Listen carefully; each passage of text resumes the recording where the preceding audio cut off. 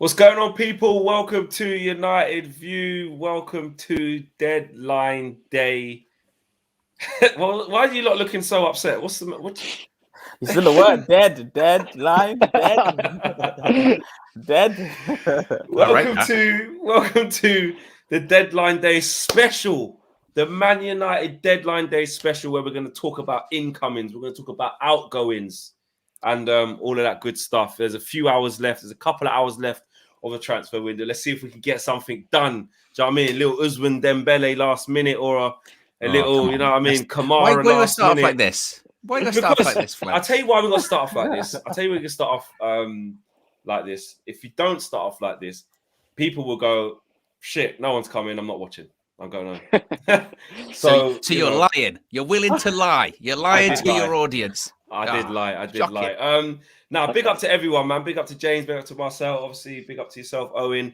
KG is just finishing off his podcast on Undefeated, so he's finishing that off. And DJ will be us later as well. Listen, we're just going to have some fun tonight, innit? There's no point going live to talk about things that aren't going to happen. I think we can talk about things that have happened and things that have annoyed us that haven't happened. But we know no one's coming. Like, I'm going to just say that from now at the start. Obviously, you guys know that. But we're going to talk about, you know, why that's a bad thing, why it's a good thing, etc. See how people feel about it. But we have to start. With the Jesse Lingard situation. So everyone just logging in. Big up to everyone saying hello in the comments. Let us know where you're watching from. Smash a like on the video. Subscribe if you're new. Get involved as well, because this is your transfer window. This is our transfer window. We want everyone getting involved, man. With comments and stuff like that. We'll get them read out. Jesse Lingard, according to his brother, obviously held captive, you know, Akon vibes, locked up. But Man United have played hardball in this. A big, you know, fat no, basically, where Ralf Rangnick said, yes, fine, you got my blessing, is what has been reported. And the people above the board have said no. James, what are you saying on this? Is it good to keep Jesse Lingard given the circumstances that we're in? Or is it like, well, we've been asking for ages for, you know, Deadwood or players who don't necessarily want to be here. We've been saying for a while to freshen up. Where do you sit on this one? I've probably changed my opinion a few times, to be honest, because if you'd have asked me 2 or 3 days ago, I'd have probably said, yeah, get rid of him. He's getting no game time. Like, see you later. We don't need him. He's not going to play. And then things have happened with various players, and we've sold more players or loaned out more players. And you're kind of looking at it now. And I know we spoke before and you were like, we need to keep him. Like, we need him at the club. Like, our midfield and our attacking options are looking fairly thin. And he's probably, like, we're in a couple of cups.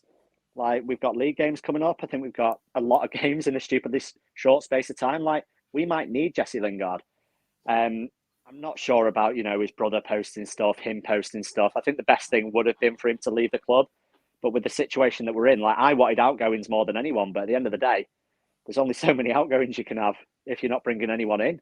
So, yeah, coming around to your way of thinking, mate, maybe it is a good thing he stayed. Yeah. What are you saying, Marcel? Would you have expected him to go? Would you, if he knocked on your door and you was in charge, are you saying, yes, you can go, my blessing, or he's gone? He's gone. I'm giving him the blessing. And he's gone. But same with James, same sentiment with James, to be honest with you. I mean, we've got games on the 8th, the 12th, and the 15th this month. And then it's the exact same thing again next month. And it's like Tottenham, Champions League, and I think it's like Man City, I think, next month. And Liverpool, yeah. And Liverpool. Big games that we've got to play at Old Trafford. Oh, no, away from home as well, Flex. They're away from home, those ones. Yeah. So this month, it's heavy fixtures clustered together, and next month, it's heavy fixtures clustered together. So I think it's a good thing that we kept him, to be honest with you. Owen, what sort of Jesse Lingard are we keeping, though? Because, you know, I know you can't read too much into what his brother said or whatever. Well, you can a bit, I suppose. But, you know, it's a Jesse Lingard it's a Jesse Lingard who knows he's staying to be a just in case guy, you know, as and when guy, you know, fully committed and, you know, bringing him on in big games is not a problem. Be professional to the end of the season, or have you got concerns about what sort of Jesse will be keeping, considering he wanted to badly leave? You'd hope he would be professional. I think ultimately he will. I mean, we spoke on the phone earlier today, just as the story was coming out that he'd been, he'd had the meeting with Ralf, knocked on the door and said, can you give me your blessing? And like I said, like, okay, I didn't mean anything. Like every time Ralf Rangnick has been asked, what about this guy? What about Jesse Lingard? What about Dean Henderson? What about Donny van der Beek? And what about Paul Pogba? He just goes, I don't deal with that. I mean, I'm the interim manager. Like, he doesn't deal with contracts. He doesn't deal with transfers. So why would you knock on the door of a guy that has nothing to do with it? Like, Ralf Rangnick giving his blessing, it's irrelevant. It's like, it's a token gesture at best. Him knocking on the door and saying, do I have your blessing to leave? Yes, that's great. But you shouldn't be talking to me. Go knock on the door of, I don't know, like director of football. Go talk to John Murto. Go talk to someone. Go talk to Darren Fletcher. He's probably got more of an influence on it than someone else. Go to, ring up Ed. Do something, because Ralf Rangnick giving his blessing is essentially worthless at the moment. So I just didn't understand that. I felt like that was maybe more of maybe like a come and get me to Newcastle kind of situation. Oh, the manager's given the blessing. I know talks broke down the other day, but maybe now you want to come back in again. The whole negotiation process was so convoluted anyway. I feel like it was definitely a Manchester United of, in the past, we've got messed around when it comes to negotiations, so we're going to have a bit of go a bit back. The whole, we want wages, we want a loan fee. We also want, a survival bonus that started off with 12 million, then it was 9 million, then it went to 6 million. I think they were just trying to see if they'd get away with it. Survival bonus, they were like, yeah, okay. It's like, whoa. It's one of those things any form of negotiation, never take the first bid. Always start off high and then work your way down a little bit more. That's what it kind of felt like. So when it comes to, is he going to be professional? You would hope so. I mean, I don't know.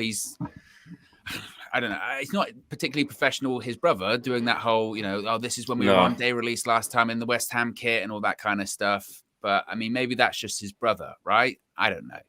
One would think he's going to be professional. And like we said before, even if he's not happy, even if he does think that I'm being held captive here at Manchester United, 6 months. Your contract's up in 6 months. You've already told him you're going to leave. You're out the door anyway. So just grin and bear it.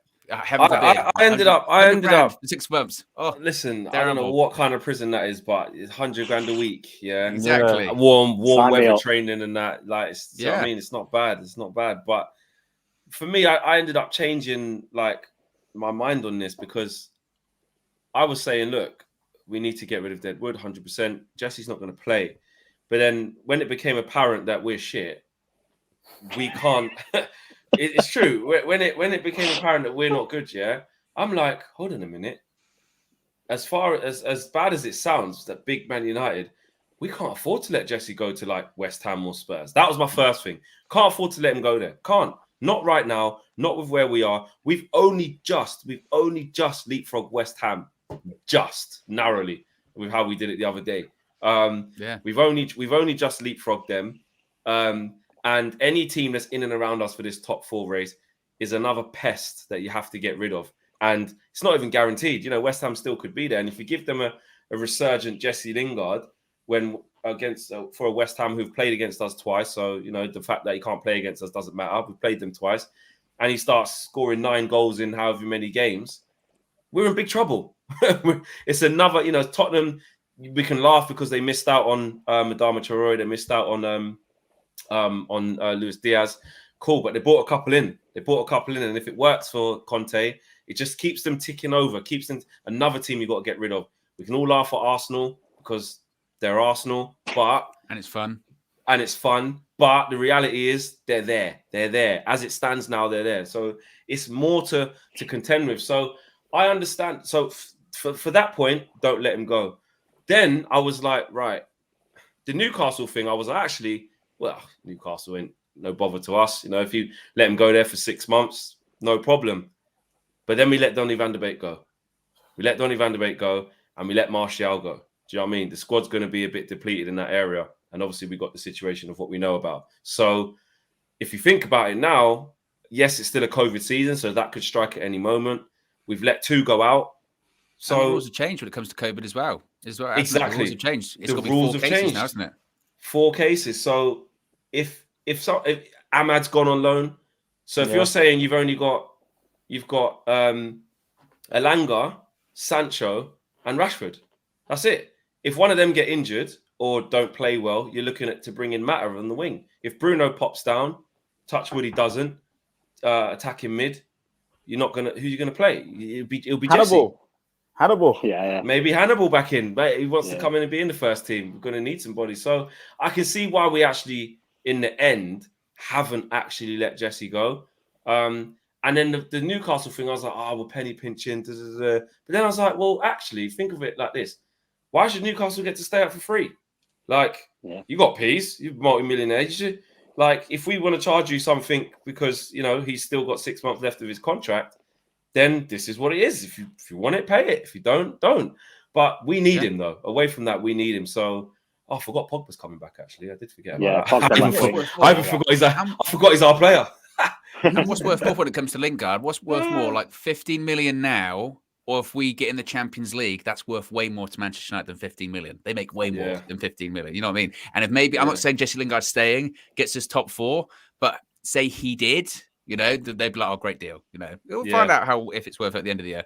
I'm just going to read these quick because they're covering people up. Tom Wade says, evening lads, not the greatest day, but we knew it was coming. £7.9 million saved in wages and spending. Nothing is bad, but when we are a couple of pieces away from sorting our midfield issues, it's harder to take. I hear what you're saying there, Tom, for real. And this is from Giovanni. Giovanni says, shout out to Owen, great Royal Rumble stream. We must have been up late on that one. Big up the Royal Rumble. Love seeing Pogba come in at number 30th and win the Royal Rumble. I would love to see that. I don't think Pogba will be in there, mate. Jesus. So yeah, there's look. I get the Jesse Lingard thing now. He wanted to go. Things happened where I think when you look at it, I think it's better to have the extra body. Me personally. What I am annoyed about though is the fact that, and again, I'm annoyed because I kind of see both sides, but this isn't a thing that it's not like a thing we didn't know. The fact that a centre midfielder, James, has been on the menu for ages, or it's on fans' menu of what we need. It was on it for this January transfer window, last summer, the January transfer window before that, the summer before that. Like, it's been on there for ages of needing one, and we always get to it and we don't ever go for one. However, we are probably going to change manager in the summer, and then loads of players are going to leave. So do you go and get a stopgap where the new manager doesn't want that player? Just stay with what you got, get through. I don't know, but it's the same thing. We always need a midfielder all the time. Yeah, it's £410 million spent under Ollie, no CDM, and we were crying out for a CDM the whole time. £130 million spent on Maguire and Wan-Bissaka. Neither of them can get in the team at the moment. So it's like there's been the transfer strategy at United has been a miss for years, and like the lack of a CDM is obviously a huge part of that. Another issue, like I just saw reports today, and I hope this isn't true, but we offered Kamara 3 days ago or something. Yeah, and turned him down. Kamara available for 6 to 10 million, somewhere around that, which is the money that we've saved with loaning all these players out in wages. Me, Owen and Marcel were on a show and we were chatting, and we probably said the ideal situation is we waited out, we play Scott in the 6, we somehow managed to get top 4, we find out who the manager is, and then we sign a CDM in the summer, right? Someone of the quality of Declan Rice or someone like that. But that's going to be hindsight, because if we don't sign someone now and we don't get top 4, then the fan base is going to go nuts, because they automatically link signing a CDM with getting in the top 4, right? Which isn't really the case. Like, we could sign a CDM, we could have signed Kamara, and still be shit. And still be shit. Like, look at all the players we've signed over the years that we thought, oh yeah, they'll be the answer. Falcao, he'll be the answer. Schneiderlin, he'll be the answer. Di Maria, he'll be the answer. Like, none of them were the answer. Schweinsteiger. Schweinsteiger. Like these players were absolutely class. I go back to Di Maria all the time, but the guy was man of the match in the Champions League final. 1 game before he signed for us. Came to us, couldn't hit a barn door. So it's very hard to just say, oh yeah, sign this player, we'll be infinitely better, we'll get in the top 4. But it's very clear that a CDM has been lacking in our team for years now. And it doesn't matter who seems to be in charge, who seems to be making the decisions. It's just been neglected. And like you said, Rangnick can't really do anything about that if he's here for 6 months. He's not got a say. So I see both sides, but £410 million in the last 3.5 years without addressing that problem is a big, big issue. Marcel, Donny to Everton. I mean, it was something that how long could we keep cheering him for warming up? How long could we keep giving him singing his song for coming on for 5 minutes? He finally gets his move to go and play some Premier League football under Frank Lampard. How are you feeling about that? It's good news for him, I guess. It's good news for him, I guess. And he needed to. I think the other option was Crystal Palace. Yeah, I believe the other option was Crystal Palace. So it's good.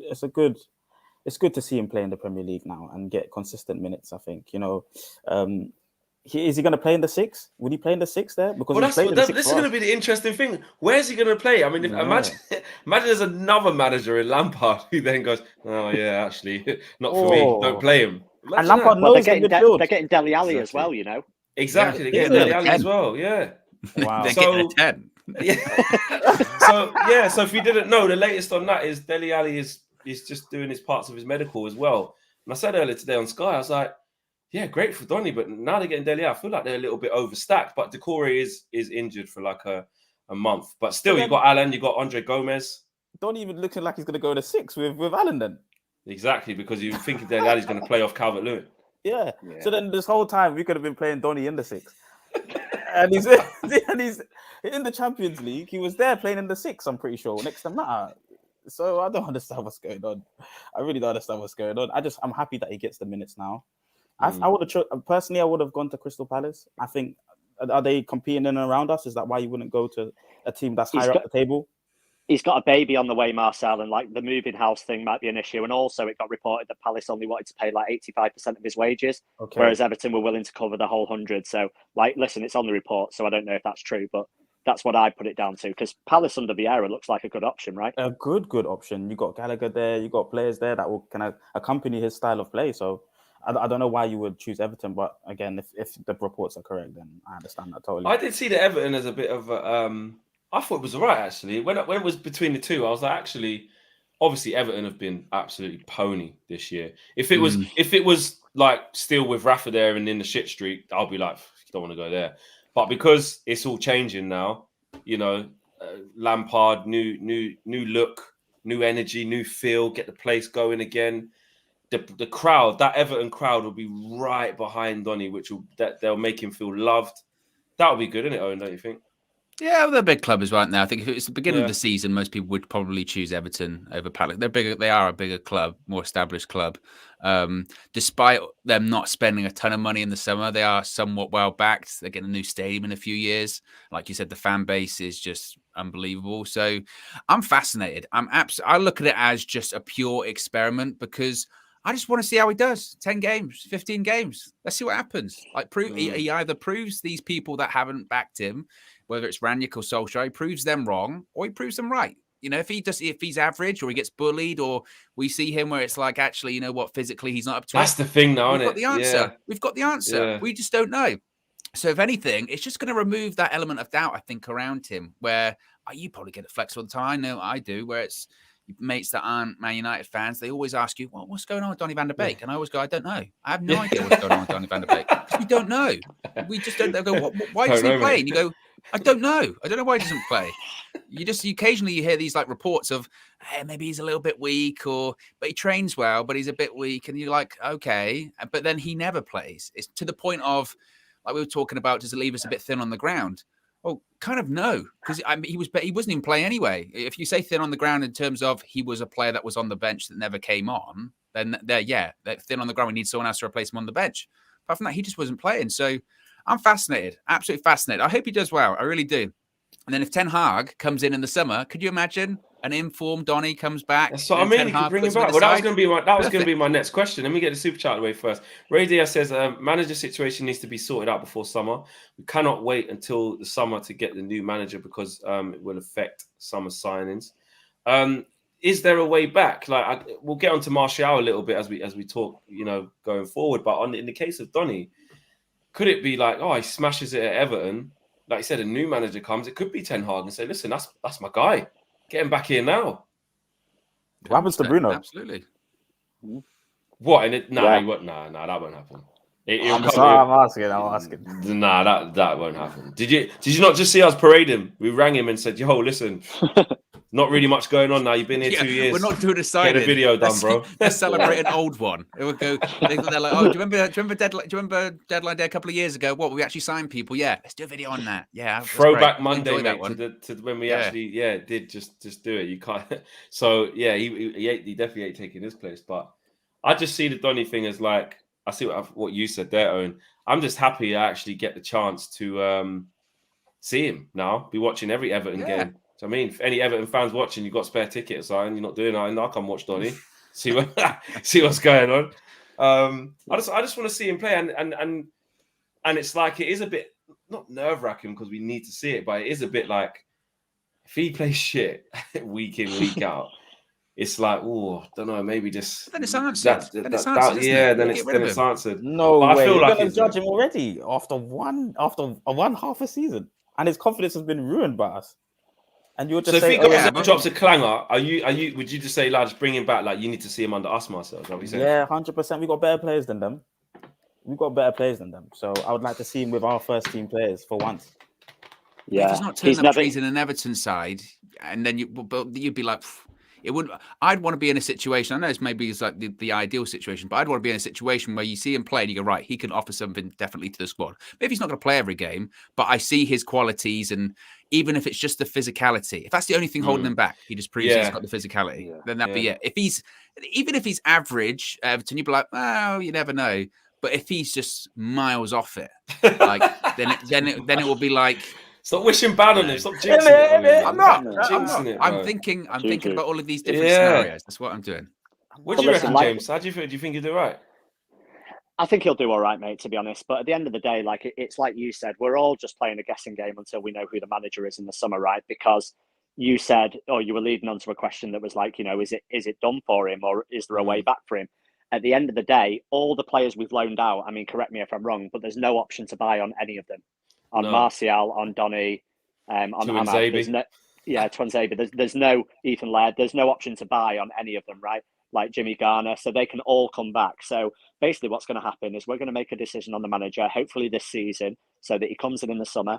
He's going to then recall all these players, and he should have a whole pre-season with any signings he wants to make, with all the players recalled. And like, listen, we've all said at some point, like Martial's probably done at the club, but if he wants to have a look at Martial on the left side, and he wants to play a pass and move style, then he may not be done at the club. So it's all going to completely depend on who the manager is in 5-6 months' time. And none of these players are going to be dead to the club. Like, even if he flops at Everton, I still think the manager is going to have a look at him. Do you think we could get Ralf? Do you think we get Ralf in as the manager? Like, he stays on? Is that possible? Boy. I mean, has he had a bad run of games? Has he had a bad run of games, guys? No, 6 in 10, mate. We got asked to rate him the other day, right? And they were like, "Oh, what's the rating?" And I was like, B+. Like, he's won 6 out of 10, drawn 3, only lost 1. He's like cut a lot of people. Like, he's played people on performance. He's like taken people out of the squad that we thought were undroppable, like Ronaldo, like Rashford, like Maguire, like Bruno. Like, he's dropped Bruno a couple out. times, yeah. Yeah, like, he's been pretty ruthless. Sure. Like, sure. This is the funny thing. Like, everyone was like, "Oh, we can't have Rangnick. He's a puppet for the Glazers. Like, that's why we can't go for Conte will clash with the Glazers too much. He's too abrasive." And then, like, Rangnick's come in and they're saying, "Oh, he's this puppet." He's actually stood up to the Glazers and stood up to people probably more than anyone else. He's been ruthless in his comments, probably too ruthless, to be honest. So, like, actually, I don't think that's a reason for not having him at all. I think if he gets top 4, you've got to have a serious discussion. But then at the same time, you want the new managers to be in place before the end of the season. So unless he goes on some mad run and it's looking very likely we're going to get top 4, you're probably saying maybe he doesn't get the job and we need to look elsewhere. It's a tough one.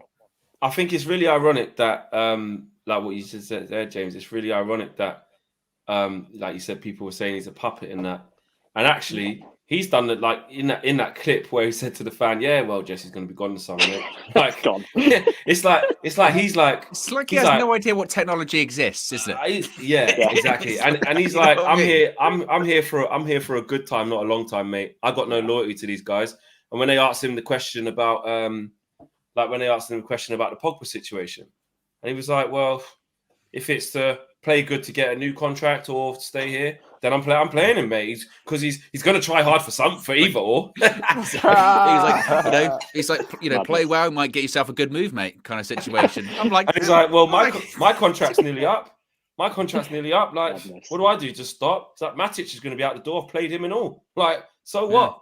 It's quite refreshing to see someone who, like, although there's down bits to not having that longevity, i.e., probably we've just seen it in the January transfer window. We probably haven't got anyone because they're not sure who the manager's going to be. They don't know where we're going to finish this season. They don't know what Ralph's going to do, etc., etc. And then we got hit with a lot of stuff to contend with. So it kind of makes sense that they didn't and then there's so many players leaving in the summer. On the show the other day, I think I've done 11 players. I think I've done 11 players who could potentially be leaving. JK says Fletcher being groomed to take over. So we'll have to see. Imagine that, Darren Fletcher at the helm. And KG's in the cup, man. Let's bring in KG. Let me just change the banner first. So that will be a 5. There we go. Oh, does that work? I don't think it does. Might have to take it off. Oh, there you go. There you go. Oh, we're in. Are you there? Can we hear you? We can't hear him. We can't hear Always him. the way. No, we can't hear him. Isn't it? Might be a little light reset, bro. We might have to might be a light reset. DJ's just got. There you go. DJ right on cue. You could take KG's place. What are you saying, man? I'm good, man. I'm good. Dead little Big day, up. innit? Yes, we were saying we're hopeful for a little light Usman Dembele. You know what I mean? Just trying to get a little. No, I'm joking. We're not getting on. We're not getting on, DJ. But what we was doing. Hold on, KG's here now. Let me just change this again. There you go. Are you there? No. What's wrong with you? Honestly. What's wrong with you? It's almost like he's doing it on purpose. Yeah, unmute it, man. Unmute yourself, bruv. All we can see you miming saying, "I told you no one's coming," but everyone was laughing at me. Yeah. No one wanted to listen to me. It's I very told you difficult. no one was coming. It's very difficult, KG, to brag when no one can hear you. that kind of defeats the purpose of the brag. No one's There coming. you go. Hey, I'm the Oracle, fam. I was right about the WhatsApp groups, bruv. I've spent the whole day trolling Arsenal and I loved it. Hello, everybody, by the way. What's going on? Good to see you all. But anyway, we got to get to it, bruv. Ha ha.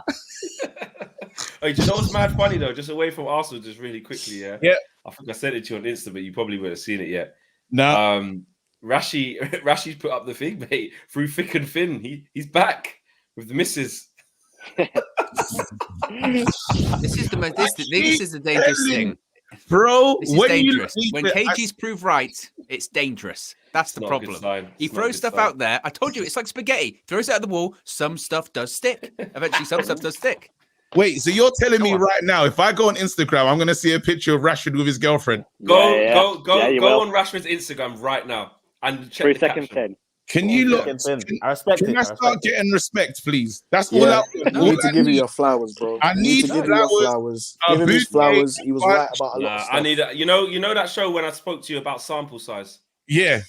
Yeah, I need a bigger one from you. No, because exactly. I've got no sources. My sources is purely vibes and feelings, and I was right. Look, you told me at the beginning of the season it feels different because we got all these players. Right. It did feel different. He could win the league like 10 times. Yeah, he's ever going to win. Listen, some things your sources are vibes. You trying to imply you're like sidekick or something like that. That's basically I don't know what what's going on. All I'm saying is Raven Simone FC, bro. All I'm saying is I can see things that I didn't know was coming. But real talk, though, the WhatsApp groups now, the WhatsApp groups at this club is insane. Did you hear that Ronaldo joined the group? Yeah. He's admin by default. Admin. He's taking over controls. What's the name of the group? I think he's gone in there and just called the group Ronaldo. He changed the name. He changed the display picture to just him. To himself. Yeah, 100%. Yeah, 100%. He has. Because I got to record the boxing pod, so I'm just here to cause trouble and leave. Yeah, but I need to say this. Hold on. There's the Ronaldo news, which is crazy. Did you just do it?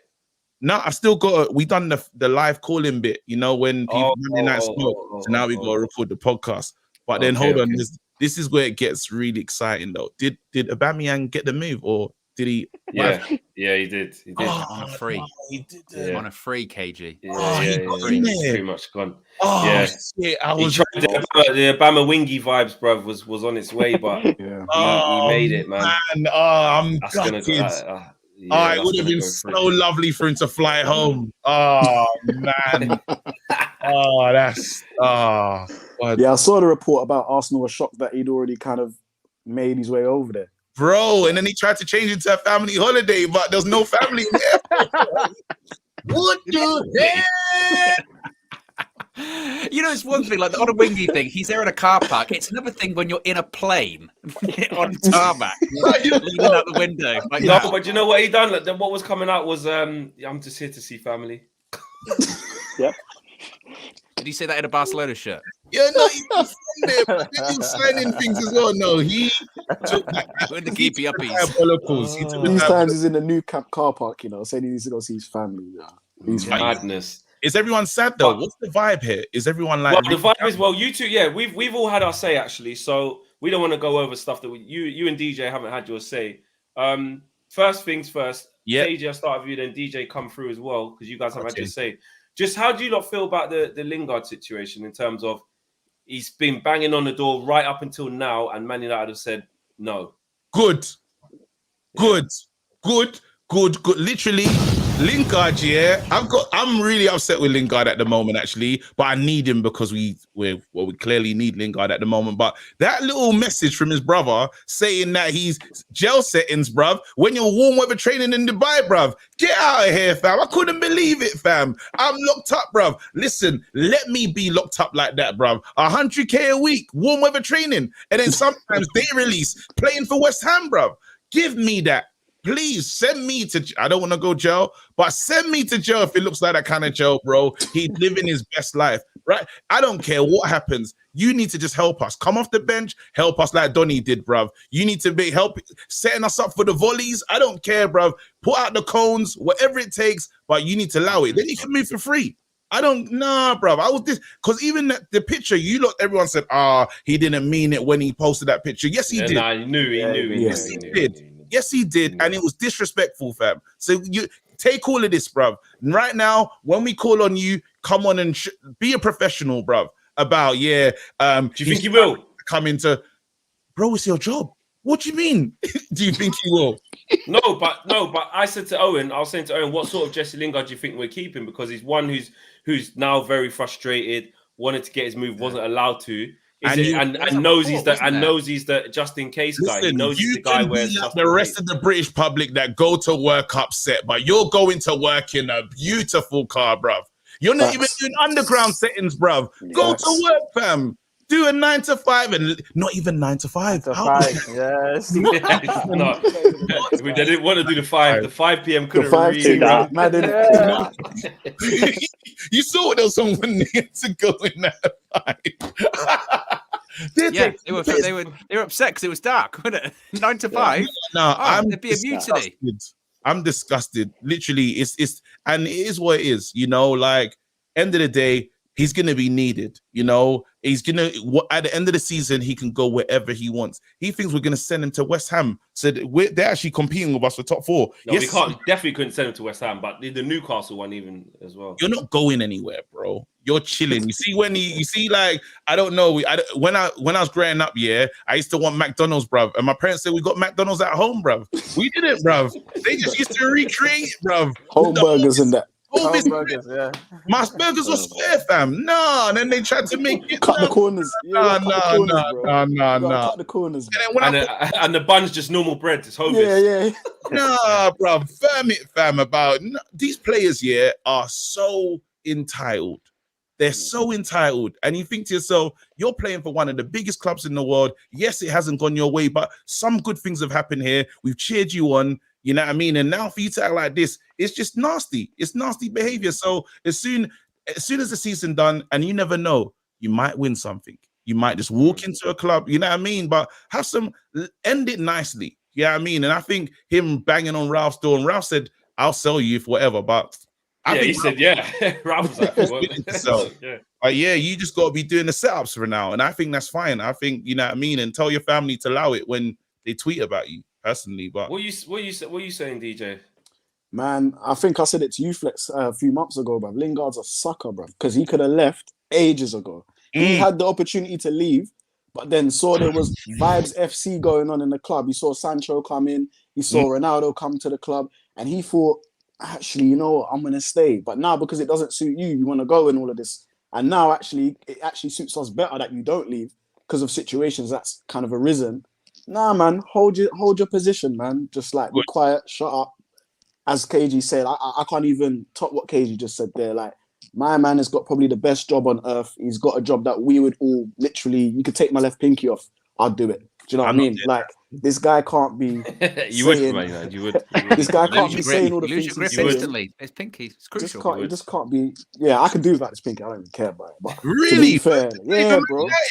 But a little pinky that can go, fam. If they say, yo, you're gonna play in Man United's first 11. What we saying? We go around. All right. Well, do you know? I never thought we'd get there. Marcel, you giving the pinky? Marcel, I'm taking it off. I'm with DJ. I'm taking it off. It's gone. James, you giving the pinky? 100%, mate. 100%. Little disability allowance. For United. Yeah. I think you're crazy. You have to realise, okay, your pinky is crucial to the balance of picking things up. Yes, you use every finger, but it's just try doing it. Try do the washing up. Mate, I'm picking up 100k a week. I'm picking up 100k a week. I can pick that up with that hand. Good point. That's a good point. Get another one sewed back on. Interesting. Exactly. I like that thought. Mate, I'll hit up Elon Musk. Yeah, he can. I'm sure he can figure out something. Don't try to change it, bruv. Now you're hitting up Elon Musk, bruv. You carve your pinky, and remember, you got to carve your pinky, yeah, and play at the level that you are now. So them will want you out of the team immediately. You don't need it. You don't need to do the celebration, in fairness. You don't need it. Fingers and everyone saying, I'll go Newcastle because it looks like they're trying to buy everyone and anyone that they can. So I'll go there. Eagle-eyed Football says Adama 0 assist, Traore to Obama 0 goals, Wingy. Oh wow! Just saying that. Good luck to Barcelona. That just shows the fact that we're talking about. Would you lose your pinky to play for Man United? I mean, that just shows you how interesting our transfer window is because we're not getting anyone and actually I've sat and thought about it. I think was it the Flex and KG show or was something else we were doing and. You said then, like, don't get anyone in it.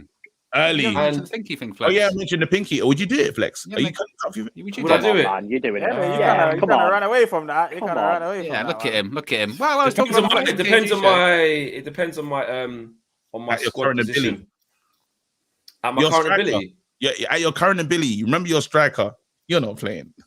I can hold guys off. I can hold guys off with one less finger. I can do that. I could do that.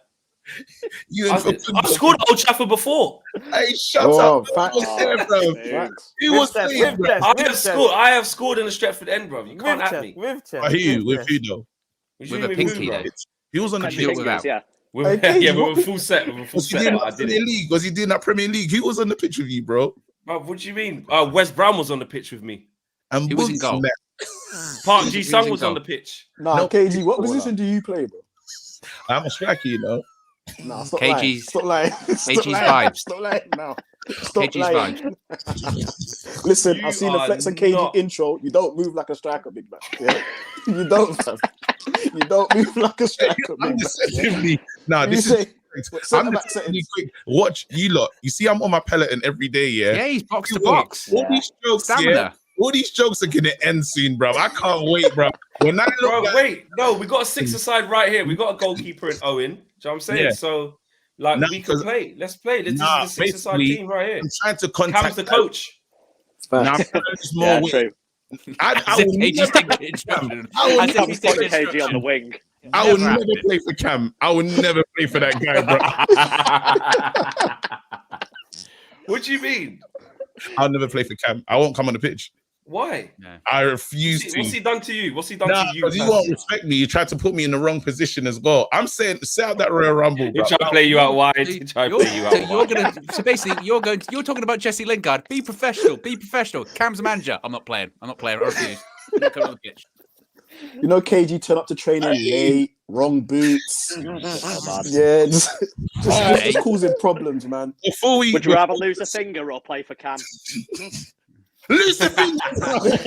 Of course you would. And just get on with normal life, not being able to pick things up. No, but seriously though, I'm glad that you lot are not really depressed and down and all that stuff. Yes, it's been a crazy, There's no point. It's been a traumatic couple of. Well, we all know.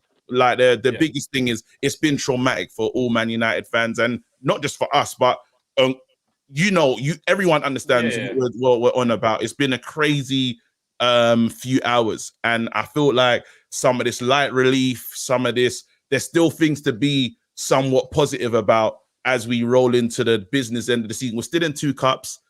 The top 4 fight is going to be very interesting, and we get a new manager at the end of it. Whichever way. Would you take Ralf permanently? Because we might not get a new manager. No, we get a new manager. We have to get. I wouldn't take him permanently. I think we just stick to the plan, man. If he wins the Champions League. If he wins the Champions League, tear up everyone's contract. I don't even care if it's agreed in principle, bruv. Tear it up, bruv. Let them wait like we did Lingard, fam. On that one, bro. That's the energy on a roll. But yeah. On a real DJ, this is like just for the future. There was kind of rumors that Man United have started the search for the manager now. Then there was some stuff in the media that actually, Ralf could stay on a little bit longer, whatever. Yeah. Would you be against that? Him staying on a little bit longer? I would, Flex. I think in terms of our business and how we've conducted ourselves as a club, literally for the last few years, there's been no consistency how we deal with certain things. So I'd like us to just keep consistent with what we've said from day one. Obviously, look, if Ralf gets the Champions League, maybe we have that conversation. But I think ultimately, let's just stick to what our plan was. Our plan was to have him move up to a consultancy position, and with hopes that he's sort of like, building up his rank now. So when he does have the consultancy position, he can have a bit more of a say because he's managed the club. He knows the players. He kind of knows what we need. So his voice can be a little bit more louder. Like when he goes to the backroom staff or whatever, goes upstairs. Sorry. So I just like to move him on to a consultancy role, because if we didn't, then we still don't have football people making footballing decisions if Ralph's still our manager. I'd rather Ralf go be behind the scenes and then get a good manager in, because then now that's 2 sort of positions filled within our structure that we're going to be better for. So I'm a fan of Ten Hag. I ain't made a secret of that. Definitely, I hope he comes in. I think if Ten Hag's there and he likes the project, he likes kind of what United are going to sell to him, with Ralf in the this weird, vague consultancy role, then I'm all for it, man. Let's just get a manager in for real. I'll take any, literally Ten Hag or Poch. I don't care. You know what I mean? Even I always forget the Spanish manager's name. Used to manage Barcelona. Very good. Enrique. Very good. And especially because if it doesn't go the way it needs to go, let's say we don't finish in the top 4 and all the players just duck out, Enrique is the perfect person for that, because he can literally create. He doesn't have amazing players in that Spain team, but he's just got them playing in a certain way. And I think a lot of managers would like to have a team like that they can cajole themselves and make it their own. And we get Donny van der Beek. We get to see if Donny van der Beek is good. Yeah, we actually get to see that. That is. How do you think he's going to do? We were saying James was saying it, and Owen was saying it could just remove the doubt. If he plays absolutely shit and he's way off it, we'd be like, well, this is why we weren't getting in. And if he smashes it, then it's like, oof. Good. You know what I mean? Is he going to start though? It's with if he's down, no. Lampard's going to do that on him. Got Dele Alli now as well. Think about it, like what? Dele Alli's gone there as well, isn't it? Yeah. I promise you, if I see Donny not starting in the blue shirt, he's got to be starting. I'm going if he's mad. not starting, then we're in the same. He's in the same predicament that he was at United, and that's mad. Like when he spoke to Lampard, he must have said to Lampard, "Listen, I've been too nice with Man United. I need to be playing first 11. I need games on the bounce. Like I need to be in that team, like number 1 on the team sheet." If Lampard's lied and said, "Yeah, Donny, don't worry, mate, you can do it," then cool. Yeah, good accent, that mate. Cool. Yeah. It was alright, isn't it? It wasn't too bad. He's done the real West Ham, man. But you know what I'm saying? Like, I'm just I gotta get out of here, though, man. I'm taking the liberties. I know Travis is probably waiting. Like, where's this guy? Listen, everybody, pick up yourselves, man. Let me play that. We want it all. UFC. Owen, you can't. Big up. Wait, where are we? There we are. Oh, Hang on. Where are we? There we are. there we go. Was it? Yeah. The Donny thing. If anyone's got trust issues, it's him. Do you know what I mean? That's what I was thinking. Do you think he believed it's him? mad. Like, because let's face it, he's had those conversations. Believed who? Lampard. Different people. Yeah, yeah. Like, well, I mean, like, because he's had those conversations. Surely certainly with Ollie, maybe with Ralf. I'm going to play. Yeah, you got a chance. Yeah, you sure you're going to play? Like, he must be looking for, like you said, proper guaranteed. Oh yeah, first name on the team sheet is going to be you, because he can't even for looking at it from like the Dutch national team perspective. If he does go there and he doesn't play, that's even worse than sitting on the bench at Manchester United, isn't it? That's ultimate rejection. Yeah. So, but I can't see that happening. I really can't. I think he's going to play regardless. I mean, whether or not that he's going to a side that's struggling and a new manager. I mean, Lampard plays quite a nice, attractive football, but then I've also seen people said, but he was not with pretty much the same Chelsea squad that they've got now, which is he's got a point to prove as well. It's a fascinating one. Ray says, Super Chat says, it's possible that Donny isn't good enough for the Premier League. It's possible, he's saying. Nah, I don't buy not for into you, it. DJ? Nah, man. I've seen him play highest level Champions League in a well-oiled machine, and he is one of those players. I don't think he's a player that has that X factor. I wouldn't say he's that, but he is one of the many sort of cogs in the machine that can make an effective machine. Like the Ajax team he was a part of was something special. So he's played on the big stages. Seems fine. I saw the reports about the physicality thing. I think that's nonsense, because I think he's about 6 foot on the dot, and I've seen him throw himself into tackles, win the ball. I've seen Fred get bullied and stuff like that. So that whole narrative that United came out with, I think that was a bit disrespectful towards him. But yeah, we're gonna see. Let's see if he cuts the mustard now, innit? Like, if he's gonna be sort of like Lampard's number one player that's playing all the time, and he gets a lovely run at games, and he's playing in the number 10, because I think he can play sort of 6 or 8. But I think us as fans want to see him in that number 10. Late runs into the box, unlocking defenses and stuff. Then yeah, man. And if he does well, then you can come back home, innit? End of the season.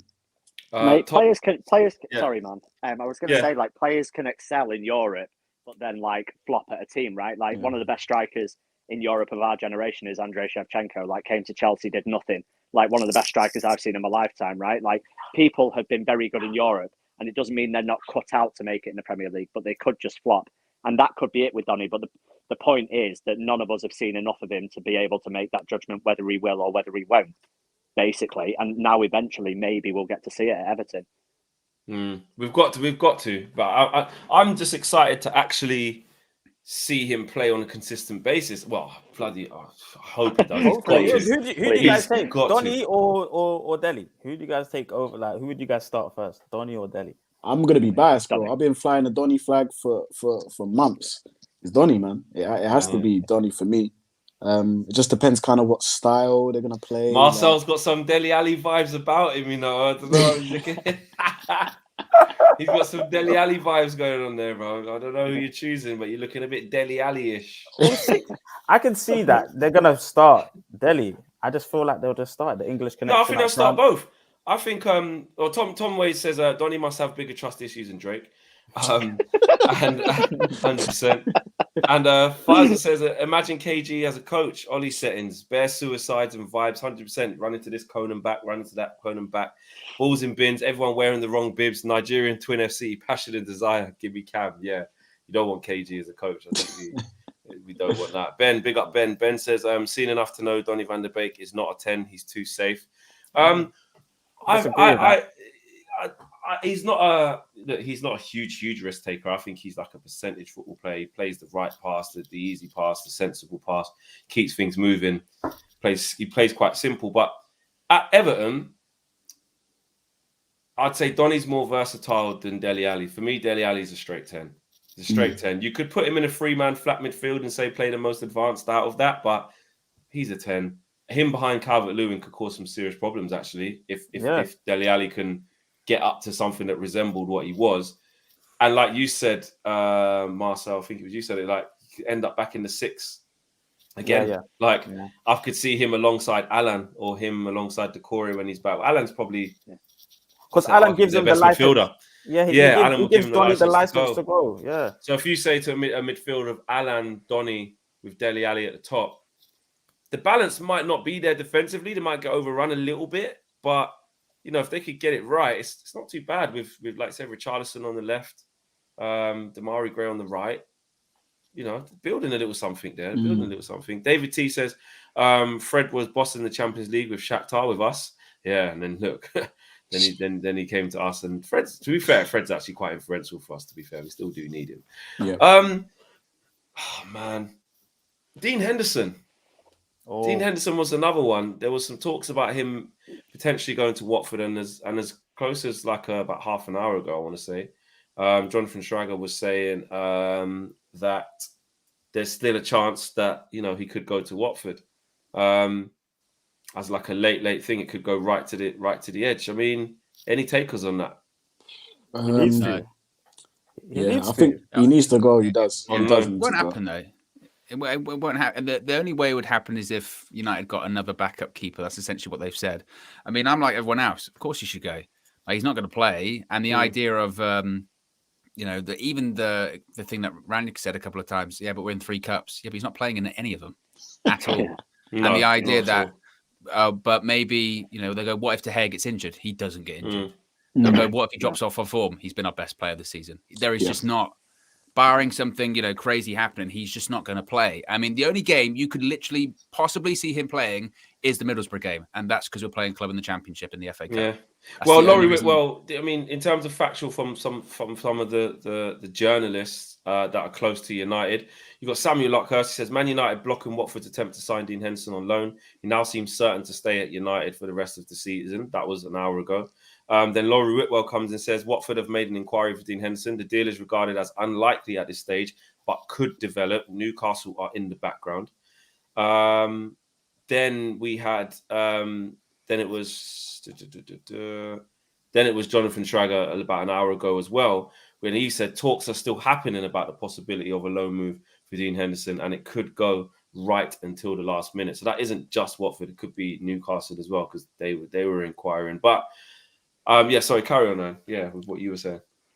Yeah, I mean, it's really unlikely, isn't it? I think, like they said, they've been looking for another backup if he goes. To be honest, I didn't really have a massive issue with Tom Heaton being a backup keeper. Not necessarily the case of because he's amazing, just because the case he's not going to play. Like no other goalkeeper is going to play this season, and it's 6 months. If you're looking at Henderson to go on loan, it would be 6 months. And like I said, the only game I could see Henderson playing would be the Middlesbrough game because it's a Championship club in the FA Cup. But on the flip side of it, it's maybe our most realistic chance of silverware this year. So Ralph's obviously going to take it as seriously as possible. So if that's the case, De Gea plays. So, and from Henderson's point of view, World Cup's at the end of the year. The England goalkeeping position isn't completely nailed down. There's a lot of people, jockeying for that position. And who knows, if he got into playing regular football, he might be one of them. But the situation with Henderson, maybe at one point, or certainly he was told, obviously, by Ollie at one point, you're going to be the club's number one in the future, because the feeling wasn't it, that De Gea was on the decline and he would come back in. And it just hasn't happened like that. He had his spell at the end of last season.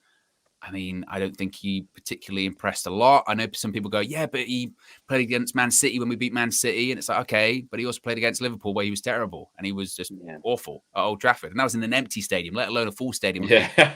So I don't know. So maybe and I know people are like, yeah, but he was on loan before and he doesn't want to be out on loan again. Well, he does. He wants to be playing football. And I'm sure maybe in the summer, he doesn't want to be here sitting there, does he? When there's a bit more time to, negotiate, maybe he will leave permanently and we'll get a backup keeper in. But as of right now, it just doesn't look likely. And the same thing with Lingard. 6 months, a lot could probably change and will change. And it's unfortunate because it's a World Cup year, but I guess that's what happens when you sign a 5-year contract, right? Yeah, I think he could have become a really good goalkeeper, guys, man. I really think he could have become a top keeper. So the fact that, he's not been able to get the opportunity to play games, it's just really sad, man, to be honest with you. And like you were saying, I really do think De Gea was on the decline. And I really thought we was going to see the back end of, De Gea. I thought he was going to be gone. And then I thought, Henderson comes in and, there's a chance. De Gea at the beginning of his career wasn't good for us, He made a lot of mistakes, was a bit shaky, wasn't a confident keeper. So, that's the process of a young keeper. And I just generally thought, give him a couple seasons and he'll become a top class keeper. And he Do you wants think, to play. would you be gutted if he goes? Like, I don't mean on loan now. I mean at the end of the season, say, because he's like, look, I'm not going to be number one anytime soon. David's still the best or still the number one, whatever you want to call it. Would you, Marcel, be pissed if he actually left for like, I don't know, 30 million, something like that, 40 million? Well, when De Gea's playing how he is, no. But and the distribution of De Gea is poor anyway. So if Henderson can improve that, then there's a balance there. But I wouldn't be too upset. And 30 million, it can be utilized somewhere else, I guess. So yeah, I James, think, you particularly bothered? Go on, DJ, go on. Yeah, no, sorry, just quickly. I think Henderson's good enough. I think if Henderson went to Newcastle, definitely they're number one. And I think he'd excel with runner games and stuff like that. I do think there may be a bit of an element of United sort of like looking over their shoulders at Newcastle, thinking like, hey, actually, now we're not going to give you a prime ready number one keeper, because that's what he would be if he went there, literally. I think, for Henderson, it's a little bit unfortunate. If I was him personally, I'd be banging on the door saying, look, get me a move. I need to move for my own career. Like, I want to be the number one guy. And I think Ollie was really good at changing that whole narrative when he was here, because his narrative was kind of, the boy's a good keeper. He's going to be in England number one. He's going to be this. He's going to be that. And it was kind of phasing David De Gea out. And I remember, the performances started to dip a little bit. Henderson came in, and we all sort of, not everyone, but most of us got on that sort of bandwagon. Actually, maybe Henderson is the heir to the throne, sort of the heir apparent to David De Gea. And I think he's suffered a little bit because now a new manager's come in and De Gea's just resurgence. And when De Gea's at that form, there's no displacing him. So I do feel a little bit bad for him. If he does go in 6 months, then so be it, man. He needs to do what's best for his career. How old is he? 24? Yeah, about 24. About that, innit? Yeah, so it's about time he needs to start playing games wherever that is. Yeah. James, you was going to come in, man. What were you going to say? Yeah, just for me, it's really simple, to be honest. I think he's in a very similar situation to Donny van der Beek, where he's too good to sit on United's bench. There's a World Cup coming up at the end of the year. He's got a right to go somewhere, play some football, and try and fight his way into a squad. The only reason I want Henderson to leave is from his point of view, really. Like, I'd quite happily have him as a number 2 at the club. Like, I don't pay the wage bill. Like, if they want to have a great, fantastic backup number 2, I'm all for it. But at the end of the day, he's far too good to sit on United's bench. And if I'm him, for the good of my career, I want to go elsewhere. With the Newcastle thing, like you're saying, we don't want to give them a prime keeper. And like we were penny pinching over Lingard, I think they're probably remembering that they quoted us 50 million for Sean Longstaff, to be honest, and they're kind of going up yours. Yeah, you're not having anything. Forgot about that. Yeah, you're not having anything. You quoted us like 50 million for this guy. Come on, let's get rid. Sam Johnston is out of contract in the summer, and he could be a backup. Yeah, get him number 2. Yeah, get him number 2. It's I feel like possible. with the Henderson thing, because you got to think this is a player now who's had a taste. He's had a taste of what it's like to be number one for a bit, innit? Because let's face it, last year he was number one. When David De Gea went away for the birth of his child, he came back and he was number 2. It's fact. Dean Henderson was playing all of the league games, and ironically, because the league just fell away, they actually became nothing games. Not nothing games because we got second, but they were the games that's just ticking along when the real important games were actually the Europa League. So actually it worked out all right because we needed, exactly. So, imagine Dean Henderson could have played in that and we'd have won it. He would have got, a trophy to his name. And obviously it was on David De Gea at the end when he missed the pen. But for me, like you said, he needs to play. And if he went to Watford, I'm looking at Bachmann, struggling. Foster's coming to the end of his career. Might be rubbing up the Watford fans the wrong way as well with his vlogs and stuff like that. Might be becoming a little bit too much. And he's been injured as well this season, to be fair to him. It'd be perfect for someone like Watford. Just got Roy Hodgson as well, English manager. Wants that core of English players, start getting them going. Wants to build a solid basis. He's got to start in defence. He needs a strong keeper. He could help Watford massively. I wouldn't mind him going to Watford at all. The Newcastle situation is interesting because if it was a loan to the end of the season, cool. But in the long run, you have to start. It's weird because we've got to fight our own shit at the moment. But actually, if Newcastle do what they're meant to do with the money that they've spent and stay up in the summer, they're coming serious. Like they're just 100%. Firefighting now. Like we're all forgetting. Well, we're not forgetting, but you know what I mean? It's right now. It's like that process hasn't come yet. They just need to stay in this league. And actually, if you look at the window they've just had, it's very good. It's very good. There's a group of players they can't get right now because of their situation. They can't get them. I mean, there is a ceiling. There's a ceiling. But in the summer, if they're in the Premier League, that disappears. And if they're and if you say, all right, do you know what? We'll sell you Dean Henderson now. I need to see if they stay in this league first, mate, because I'll tell you what, if they stay up, then they have our Dean Henderson. They maybe come back in for Jesse because he's a free agent end of the season. They just start building a really, really good team. Let's just say, for argument's sake, that's a problem. That's a problem because then they'll be challenging everyone in the top 6, let's say. Yeah. You know what I mean? So, I think we have to be wary of that because, when Newcastle got the money, we was all saying, actually, you know what? We all got to be a little bit careful here because if they do what they're supposed to do because they're the richest club in world football, a lot of teams are in trouble. Yeah. I know it's going to take a long time and we have to see if they stay in the league, but they've got the money to be better than City. They've got the money to do it. They've got the resources to do it. It's just whether or not the plan works out. So you have to be wary. So I'll be a bit worried about giving them a Dean Henderson on a permanent now or ever, to be honest, but just in case they get really good and they take one of our exports. But then again, it's not a question of, I can't have you so no one can. Like, it is what it is, isn't it? If he wants to leave and the money comes in, what are you supposed to do? You can't really do anything. Smash a like on the video, everyone. Subscribe if you're not new, if you're just joining us. Hate to break it to you.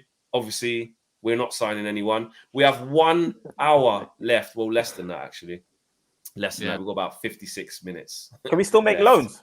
We can still bring in loan players, no? From English clubs, maybe. I think it's done, isn't it? Once it's shut, is it not just done? Yeah, I mean, they were saying as well. The problem is like the idea as well of like even with an hour to go, if something can happen. They were saying it's not even as straightforward as it used to be because we don't count as a European team anymore as well. So there's rules and paperwork that come with that. When it comes to even obviously signing players, they were saying like moving players abroad. Like for instance, Lingard. If you wanted Lingard say to go to Italy, he technically counts as a foreign player, not an EU player as well. So some clubs in Europe are actually quite reluctant to take British players because they're like, well, actually, do I really want to take up that spot when maybe it might be useful for somewhere else? Like Brazilian. It's too complicated. It's complicated. It's way more complicated. So even the idea of those things that could, just happen with an hour left, maybe like you said, with your fellow Premier League clubs, that could possibly happen. But it's complicated. It's really complicated. And I'm not holding my hopes up. To be honest, I'm not that bugged that we wouldn't bring anybody in. I think obviously with recent developments, it'd be nice to bring in sort of like a wide player, but if we're getting a new manager in, I'd rather the new manager just have a pick of the bunch and just sort of do what they need. That's what I was going to say. Is it necessarily a bad thing then that we haven't got anyone? I mean, everyone's pissed about that we didn't get a central midfielder, which I was saying earlier has always been on the menu. We always need one. But with everything that's going on and the uncertainty going on because players are going to leave in the summer and Ralf potentially might not be here, is it a massively bad thing that we didn't get anyone, or do you see it as guys? Yeah. Yes. Look at the fixtures. We're playing Marcel every 3 days. Yes. Talk to us, Marcel. Why is it bad? We're playing every 3 days or something like that in both months. Players are going to be knackered, and then they got to go to Spain, come back the next day, rest, and then they're playing 2 days later. Nice trip to Spain, man. Nice weather, private jet. Nah, they're gonna This was also the same squad at the beginning of the season. People going, they can win the Premier League. Like that was we got lost. We got lost. Yeah, we got lost. Since Ronaldo came in, Oli didn't know how to manage Ronaldo. He didn't even start with Ronaldo. I don't think even Oli wanted Ronaldo. If I'm honest, I don't think that was his signing. Like, I want Ronaldo. He would start with Martial at top against Southampton and beginning of the season and Pogba out left. I don't think he really wanted Ronaldo. But Marcel, you said we got lost, right? But we finished second in the league last year. We signed Ronaldo, Varane, Sancho, and now we're worried about loaning players to West Ham and Newcastle. Like, what the fuck is that? That's true. What is that? So but last season we didn't have the same Chelsea. We have a resurgent Chelsea and we have a new Liverpool to deal with now. So one could say we automatically put ourselves at fourth or third now. Anyway, just because they're better than us. But we won't just because they're better than us. Because they're better than us. Do you know what I mean? Yeah. So it's not the same. Like the Liverpool's not the same. Definitely for sure. That was Liverpool's worst season. And then Chelsea, you know, the Tuchel Chelsea is completely different to the Lampard Chelsea, you know, and with Romelu that hasn't even shown surface to the Premier League yet. So I don't know. I just feel like these players had to gel. They had to gel. Yes, Varane comes in, top player. Yes, Ronaldo comes in, and Sancho. But Sancho has to get used to the league. Never not been through that kind of crazy winter period. Ronaldo is not the same Ronaldo, unfortunately, as we've seen. And Varane's very heavily injury prone, just like Ousmane Dembele that we're trying to get for some reason. So we ain't getting him. There was space in the physio room if Phil Jones was going, so they needed someone to take that up, didn't they? Well, that was before we kind of move on and look at the whole transfer window and have some fun, because I think we have to do that. We have to do that in the last hour because we're not getting anyone, and we spoke about our incomings, lack of, and outgoings. And just the last one actually on us before we move on to the whole league is Phil Jones. Like, turned down Bordeaux supposedly, could have gone Bordeaux. Look, it's hard because we don't know the real reason why he said no or why it didn't happen in it. It might even be a whole lie. But let's say, as a hypothetical, the Bordeaux thing was on. DJ's shaking his head the most. What are you saying? Nah, you know what, right? Phil Jones. Phil. This guy, like, I felt so sorry for him, for his career. There was times on the shows I'd say, just imagine how Phil, like, we all have a little joke about Phil Jones, but imagine from a mental health aspect how he must feel. And good on him, he came back, amazing performance when he came back for us. Cool. I just think he got carried away now. I thought I'm back. And then Bordeaux's coming in, and I saw the news, and I was like, yeah, finally, there's a team that actually wants to come and take him, because he didn't have offers. There was no one wanting to take him. Like a few years ago, nobody wanted to take him. And now a team comes in abroad, want to take him, and he's turning it down. Now, that could be, as you said, Flex, it could be family situation right now. People can't move abroad, whatever. Like, it could be that. But if it's from a footballing standpoint where he's like, he just doesn't fancy it, then that's a problem. So I'm only really commenting on if it's a footballing issue in terms of, I don't really fancy Bordeaux or whatever. I've got a cuss feel for that because, bro, like, you played one match the other day, you played well. Bordeaux, I've obviously seen something in you. Who knows? United, probably behind the scenes, probably called a friend and a friend and a friend, said, look, we really need to get this guy out of the club. He really needs a club. You lot want to do us a favour. It could have been that. And he's like, nah, I'm good. Like, you need to know the reasons. Like, what, do you think you're going to be starting 11 now, Phil? Is that what you think? There's a chance in the team, DJ. There's a chance in this side, DJ. I tell you that right now. His time, there's minutes to be played in when this his side. manager was Sir Alex, his time, he needs to go. He definitely needs to go. We signed him as a right back, and we've had a few issues with right backs right now. So, oh mate, he ain't playing. Nah, he's not playing. Owen, I mean, was you surprised? Yeah, I was really surprised. I thought he'd go to Bordeaux. 6 months, Spain, France. Spain. Careful. Geography right. France, Bordeaux. Sip on some wine, have some good time. I thought it'd be, I was surprised. I mean, the report that came out, and again, you don't know how much to buy into it, was that his concern was about, I'm not sure how much playing time I'm going to get in Bordeaux. It's like, are you shitting me? How much playing time? You've played, again, because of injuries, obviously, but you're not going to get that much playing time at Manchester United. The game you got a couple of weeks ago was because pretty much every centre-back was out. So unless we go to a back six or something, then maybe he might get a regular run in the team. But yeah, I was really surprised by it. I was shocked by that one. Maybe he just feels that he's like, you know what? Maybe he thought, actually, you know what? I was never going to play a game again this season. This season was just going to be pure recovery for me because my knee injury was that bad. And I just want to be a bit closer to the medical staff that I know, and has worked with me for the last 18 months, couple of years.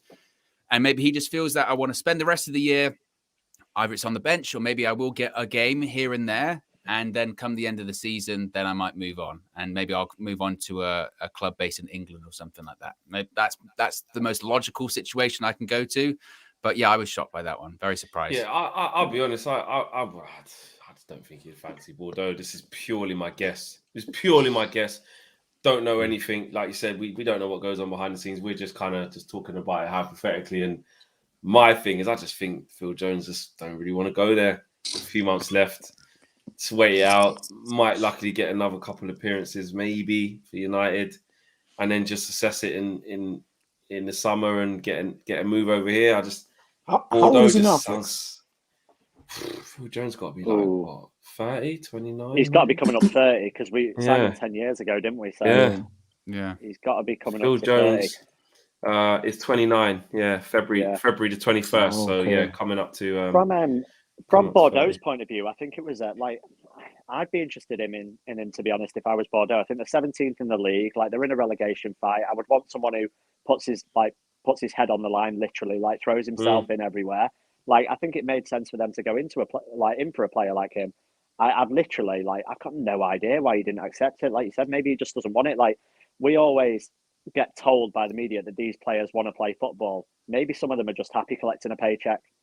Because he should want to play, right? Like if you're a professional footballer, we were arguing before whether we give our left pinky to play football. Some of them probably just don't want to.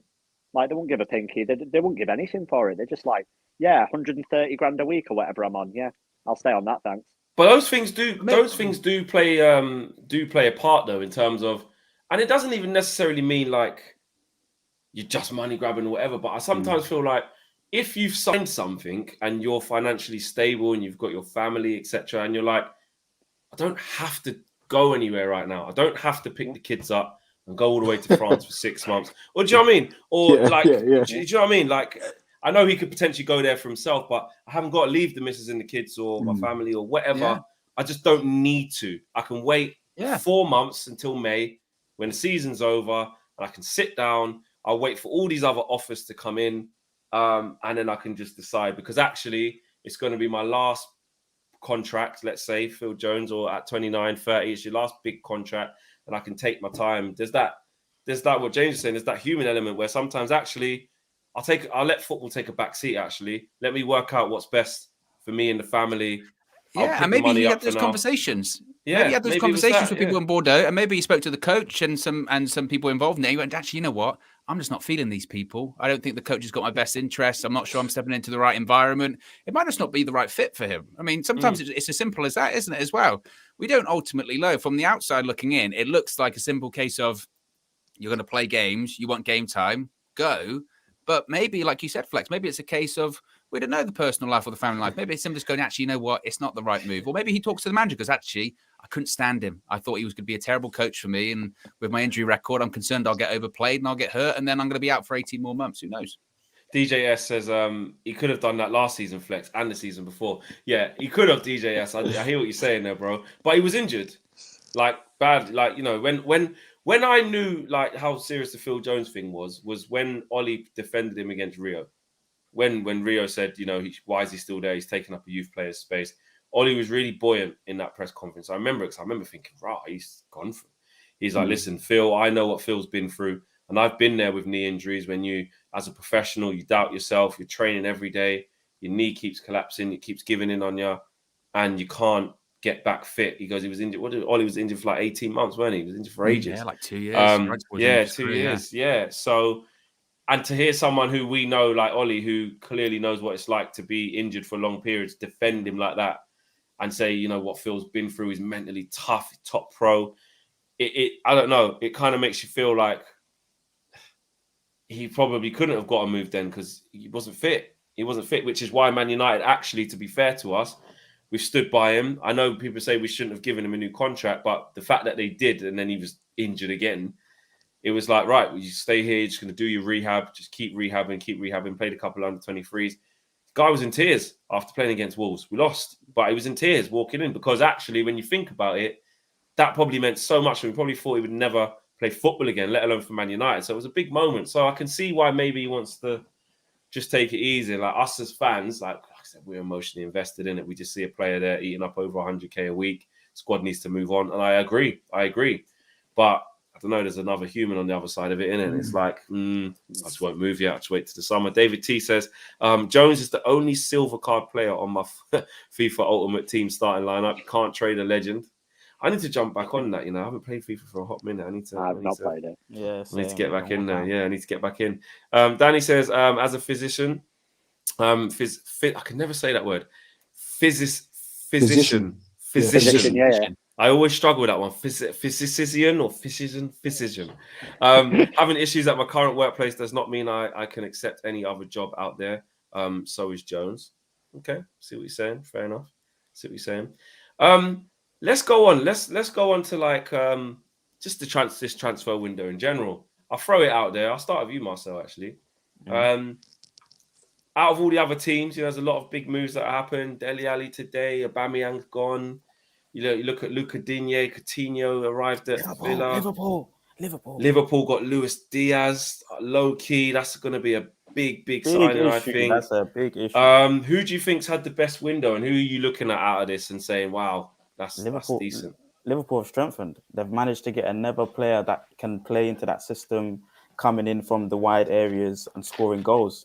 So once he gels, something like Jota did, it's just more headache now. And they needed to refresh that because that front three's been the same front three for about 3-4 years. Jota's come in nicely, adding to goals, and Luis Diaz is a quality player. And I think they've got the young kid as well from Fulham, Carvalho. Well, they're still trying to get him, aren't they? Did they get over the line? Yeah, they're still trying to get him. I don't know, but that's a top winger that they've brought in, and that's gonna now for the rotation for everything. That's a really good signing that I've seen. Bruno Jimenez from Newcastle seems like a good one as well.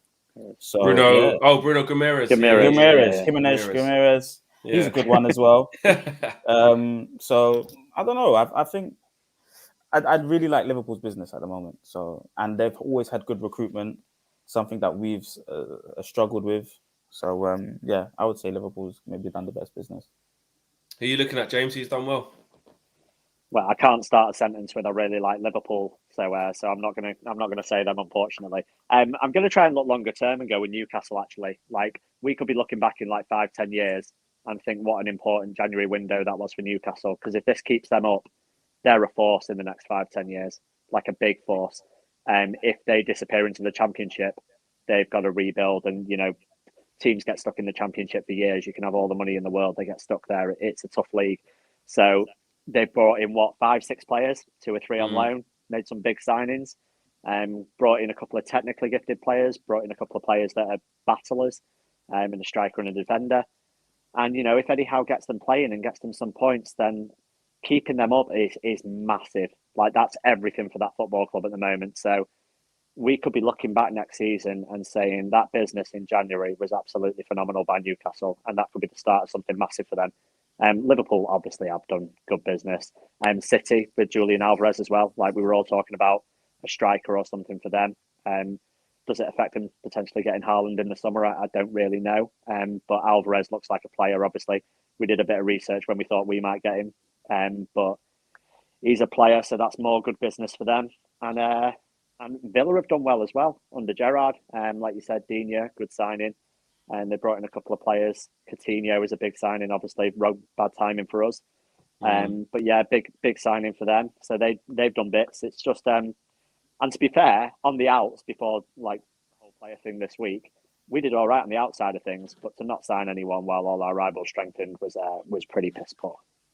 DJ Tariq says, what about Christian Eriksen's? Great to have him back. Yeah. Playing football in life, let alone back in the Premier League, so we get to see him again. Yeah, wicked I to think, see him.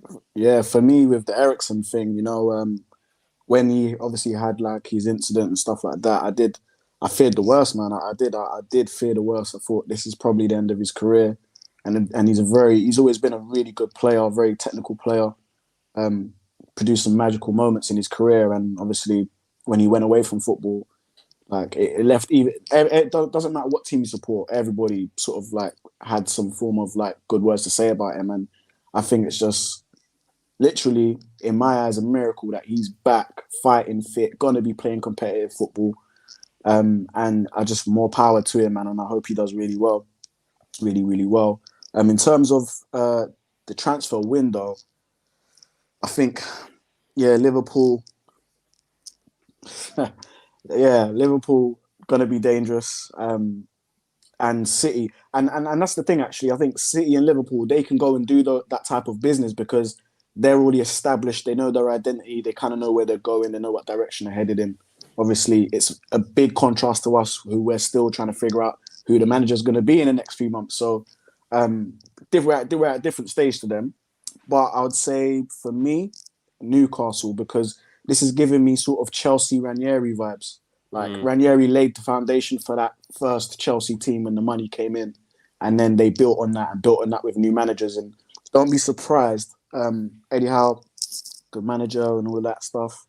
But don't be surprised if Mourinho makes a return in the next few years with Newcastle's money. I can definitely see him coming back to manage them if the door's open for him. So yeah, I think Newcastle for me. Owen, is there any little outsiders where you're looking at thinking that's pretty good actually, low key or in your face? You know what? I've got to this point now where when I see another team do business, I don't even try and pay it any attention because it just makes me upset. It just makes me upset because let's face it, like how many people have we been linked with in January that have now gone elsewhere? Whether it's Alvarez, Zakaria gone to Juventus. I'm not saying either of them are going to be good, and probably we actually were in for neither of them. Probably it's just a case of agent says, "Oh, Man United are interested," and they end up going elsewhere because that's how you get some attention on you. That's how you facilitate a move. The Newcastle one's fascinating just purely because it's an FM career come to life. You know, it's a cheat code. You get all the money and then you just like, okay, what can you do? You get all the money, club in a relegation zone. Can you win the league next season? Or can you win the league in 2 or 3 years? That's like the game, isn't it? And I'm with DJ. I really do think that even if Eddie Howe kept Newcastle up this season, I still wouldn't be shocked if they went, actually, you know what? We'll go get Jose in the summer, or we'll just go. Let's go up a level. They again. are literally everything's a firefight. Even the manager, the coaching staff, or whatever, and they'll say like Eddie Howe, if they keep him up, they'll say, look, we'll take care of you for the rest of your career. We'll give you as much money as you want because you facilitated this project to keep happening. If we go to the championship, you know, that's 2 steps back, and that might take a while, as James said, to get out of the league. Even if you've got all the money in the world, it might take a while, and it's an extra year that they don't want to spend money on or have to worry about. And like we said earlier, next summer, at the moment, because it's January and because they're in the relegation zone, there is a ceiling of players they can get. If they stay in the Premier League next summer, it's a free-for-all. You think they're going after crazy players now. I mean, they'll throw some bids out there that people will be like, oh my God, I can't believe they're doing that. The richest club in the world. Nobody's even close to them. And I think FFP-wise, they're actually okay because as a club, they're pretty much a self-sustaining business. Mike Ashley didn't invest. It's a bit like the Glazers. He didn't invest any money into that club. No. They were flat. Yeah. So they can spend pretty much whatever they want, and they've got big stadium. They make decent money. So I'm interested in that one. I am quite curious, but I guess that intrigue will turn to maybe fear if they stay up, because then it'll be like, actually, people we're going for Newcastle. Boom, get them done. It's like, oh shit. Do you see Spurs? Yeah. Obviously they missed out on Adama, they missed out on Luis Diaz, and it was obviously panic stations for Spurs. A lot of their fans getting angry. They've got top manager in Conte. They did get a couple in. Do you know what I mean? They did get Kulusevski and they did get Bentancur, both from Juventus. And you could argue that those are players that Juventus didn't really want. Do we have to worry a little? Do we have to keep them in our minds to say, look, they got rid of Dele Alli, they got rid of Ndombele. Don't know who else they got out actually. Who else they get out? Ryan Gill. Yeah, he wasn't really playing on loan. Lo Celso's gone on loan. Lo Celso on loan, yeah. Did Lo Celso go on loan in the end? Yeah. So do we need to just keep? Because Dele Alli, it's like another team where it's like, still need to be careful though. Like, Conte's good enough to just get a couple of players who weren't even really wanted at Juventus all of a sudden just looking all right and fitting in. Do you know what I mean? I still do worry about that. Yeah, possibly. I think Bentancur for me was a good player. He was good, and I can see him going up another level with someone like Conte. And you know what Conte is on? Like, he demands. He's gonna literally make those players run and play as hard as they can, and I would have a little eye on him. I think because it's the Premier League, we can't really write off anybody, even the bottom teams. We just got to kind of just keep our eye on everyone and treat everyone as a serious threat and play like that. I think that's what we need to do. I think every team we come up against, we just got to play like they're a serious threat, like we're fighting for obviously fourth with all of the teams that below us. We really need to be putting teams away. Obviously, with some of the other teams strengthening, for me, there's always going to be maybe bedding in issues. So even though these teams have bought players, there's going to be gelling issues at first. Some might hit the ground running. I do think that the Alvarez kid is going. I think Pep's going to turn him into a demon. I really think he is. I think he's coming in the summer. Yeah, he's coming in the summer. They've signed him and sent him back. Yeah. But does that mean what? They don't go for Haaland? Does it mean that they get Haaland as well? Flex, they're getting Erling Haaland. That's happening. That is happening. You think United ain't even in the 64. race. Any ideas of United ever being in the race? Like maybe we were at the beginning of the season and there was a bit of optimism.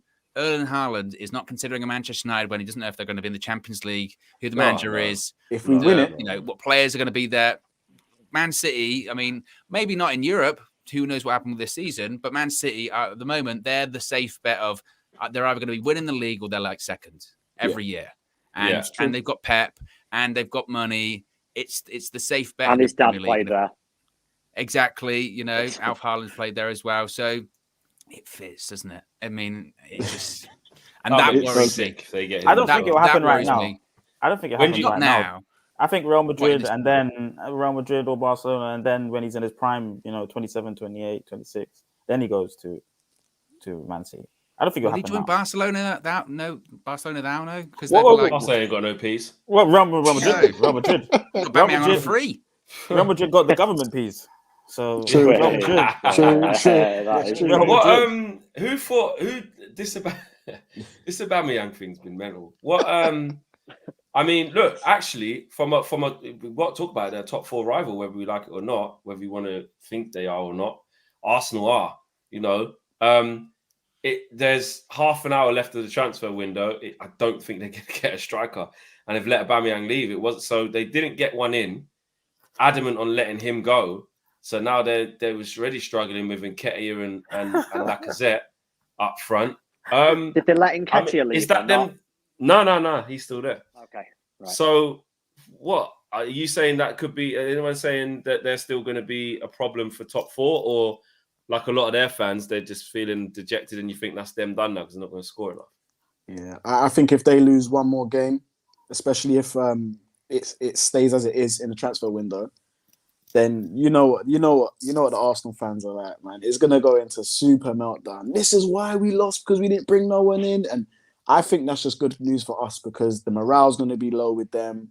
Maybe there'll be some confidence issues, and we just got to make sure we're in the right position to sort of capitalize on the teams around us. And yeah, I think their next game will be very telling. I think their next game will be very, very telling what happens with them. Yeah. What are you saying, James? I mean, who are their striking options now? So Lacazette, Martinelli, and Nketiah. Yeah, and Martinelli plays on the left, innit? So in terms of strikers, they've only got them two. They're pretty light, to be honest, and they play most of their games with 10 men nowadays as well. So it's very easy to see Arsenal falling away to get shots. It's very easy to see them falling away, like DJ said. I think they're one game away from a probable meltdown, to be honest. The problem is with Arsenal is every time you want to write them off, they seem to put a run together. Right? Find a couple of little games in it, keep them in it. Yeah. They do. They literally find something. So, remember when we were all laughing at Arteta when we had Ollie and we were miles above them in the league? Like, they had no points after 3 games. And then we were like, oh, Arsenal are getting relegated. And then you look at the table 3 months later and it's like, Arsenal are 6 points ahead of us in the league. When did that happen? Exactly. They do have the ability to just put together runs, but you do think they're one injury up front away from being in a lot of trouble.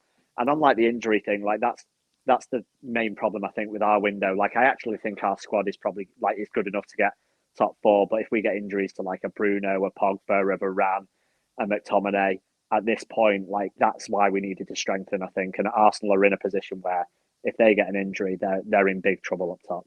Yeah, need bodies, man. Owen, back to us. Enough about everyone else. Back to us. I mean, yes. Like I said, we're 29 minutes now left of the window. We're not getting anyone. Fingers crossed. No. Our team, and no one's going out. Our team is what it is. And like James, to come off the back of what James just said there, our team is good enough, as it is, to get top 4 with the players that we've got versus the other squads. You look at Arsenal, depleted, they ain't got much options. I know we've let a couple go, so our options have actually gone down. We're actually weaker. We're actually weaker now, considerably. in a weird way than when we started the transfer window. Typical Man United that. But in terms of the top four now, how do you see us going into it now? Because actually we were doing okay-ish going into this little bit of a break. What was it? The West Ham game and the Brentford game kind of steadied us a little bit. You think we'll be all right now, top four? It's still going to be really, really tight. I mean, I'll back us because I'm a Manchester United fan, but it's going to be super tight. The one thing I would say is I think if you look at all of our top four rivals, so if you look at Arsenal, Spurs, West Ham, you're having that conversation, I think every single manager and probably every single fan of any of those clubs would prefer to have our squad. We've got the best squad out of all of them. It's not even close, really, if you look at it on paper. Yeah. So it's just a case of and I don't want to say if we can make something click. We haven't clicked all season apart from the opening game, but if Ralf can get a bit of a run of results going, like you said, I think that Arsenal will drop off just because I think they're so short up front now. I think long term for them, Aubameyang going is probably a good thing. The drama surrounding him, the wages. In the summer, they'll get a striker. There's no doubt they will. To be honest, one of the funniest things of the transfer window is their pursuit of, I can never pronounce his name, the guy from Fiorentina that went to Juventus in the Vlahovic. Like they were the only one in for him, and they still managed not to get him in January. Well, they did, to be fair to Arsenal, they did actually put the money down. He did. Fiorentina wanted him to go there as well. They're rivals with Juventus. I don't like it, but he was like, nah, it's not good. Again, Arsenal fans came for me, when I was on Sky and they asked me, can Arsenal attract the best players? And I said they can't right now. No. And Arsenal fans are telling me that they got Pepe out of this club, they got Thomas Partey out of this club before, they got Ozil at the time. Yeah, that was then. Right now, you look at the transfer window that they've just had, tells you where Arsenal are at. Ben White, Lokonga, Tavares, Tomiyasu, Ramsdale. They're trusting the process. That. Yeah, they're built, and I'm not even knocking that. I'm not even knocking it like that. It's just a fact. Like they tried to get one of the hottest prospects in world football in Dusan Vlahovic, who's smashing it below Haaland and sort of Lewandowski and your obvious main culprits. He's the next one smashing it across Europe. He's done more numbers in his time at Fiorentina at a young age than flipping Roberto Baggio and Batistuta scored at that time. That's how good. That's how much he's killing it. And they tried to get him and they put the money down. He didn't want to come. So that just shows where Arsenal are at. It does. I mean, exactly. And I think that, but like I said, I think long term, not having Aubameyang will probably, because eventually they'll get someone. Eventually they've got to move on.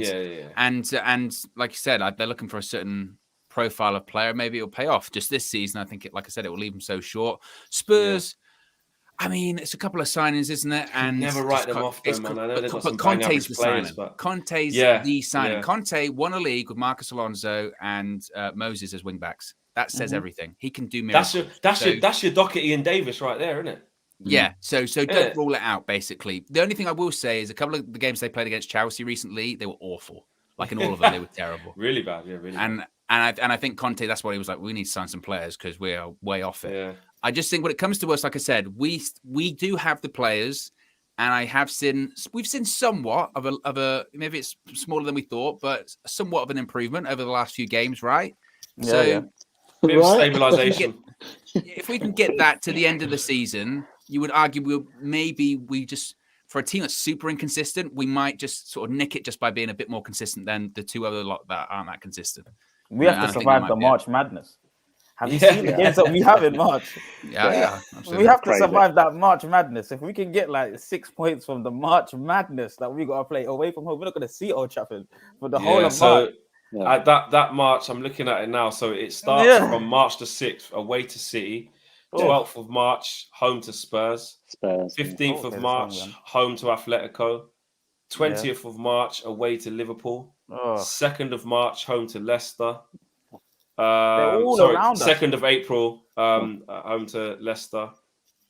Tough. Yeah, that middle. It's that gauntlet, isn't it? It's the same gauntlet that Ollie had to, not the same exact, but similar gauntlet that Ollie had to face, and it determined his career at this club. And I think, let's just hope Ralf gets us through that. Pogba should be coming back soon. And that's going to be interesting. Where does he fit? Where does Pogba fit into this midfield? Well, that's the next bit of the show, DJ. Oh, sorry, sorry. I read the notes. No, you've brought us in. You've brought us in quite nicely. Segue, brother. Yeah, 100%. Take it away, because actually, what I was going to say is, apart from Owen's prediction there of it's going to be tough, etc. Look at Arsenal, look at Spurs, etc., etc. When you bring it back to us, we ain't got no incomings, but we do have a big player in Paul Pogba coming back, who has got a big part to play. Where does he fit in now? What position? Man, well, actually, let me just say this: not just Pogba, because Sancho is going to feel like a new player because he hasn't played in a while. So we've got him potentially coming back into the starting 11. Pogba coming back in. It's kind of like two fresh players that are gonna need game time. But wow, I like what Fred does. I prefer Fred over McTominay, but I just think the physicality aspect, I do think it might just be a midfield of Pogba, McTominay, and Bruno. But a flat one, because obviously Bruno's been playing in the flat kind of with them. But Fred, you do lose kind of that. I've been asking him for this pressing with Fred. It's tough. It gets a bit peaked. Marcel, where does Pogba come in? He's got to go as an 8, man. He's good. Because he doesn't do any of the running. He's not going to do that running that Ralf wants in the 6. He's not going to do that pressing and covering the space in between the midfield line and the defense. He's not going to do any of that. Just put him as an 8 and put Scott behind him to protect him, and let Bruno do the chasing up and down as well, and him just fill in the half spaces. Do what KDB does, them clever passes from the like right. So you're dropping Fred then, and you're going. We rotate. Have you seen the fixtures? Rotate the squad. Does he play that 3 against City away? Would you trust that midfield? He goes McFred and Bruno against City. The big games, unless Pogba's going to show something that Ralf is going to be impressed with, and he thinks he can get him doing those type of, a bit more defensively astute. Then for the big games, when you need an emergency, you smash the panel. Yeah.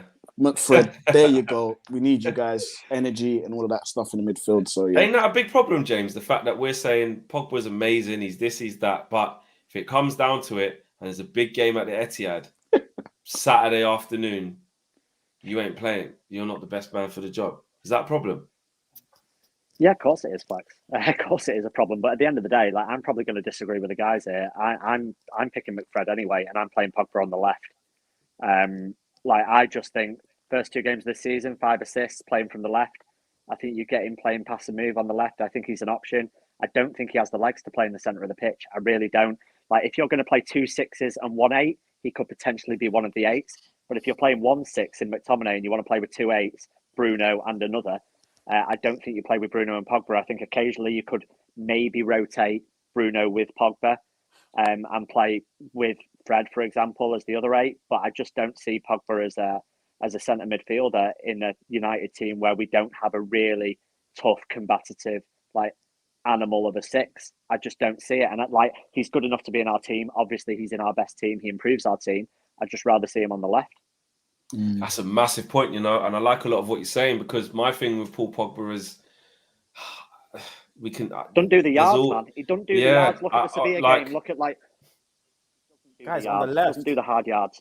The thing is that Pogba. It's always the conundrum with Paul Pogba, in it, at Man United. We've seen it, Marcel. From deep, with the right runners and stuff, he can affect the game, in it. He can with amazing passes, amazing range of passing, etc., etc. But I do often see him not dominating the midfield because he's just not that type of player. He don't put that kind of yardage in. He doesn't always do the simple things well enough or quick enough to play in there, which is weird. Especially because, like James said, we don't have that super defensive midfielder is fine, the Kante can just do it all and sweep up with him. I would be massively worried, if you left Scott McTominay on his Todd and said to Bruno and Pogba, off you go. That's big problems.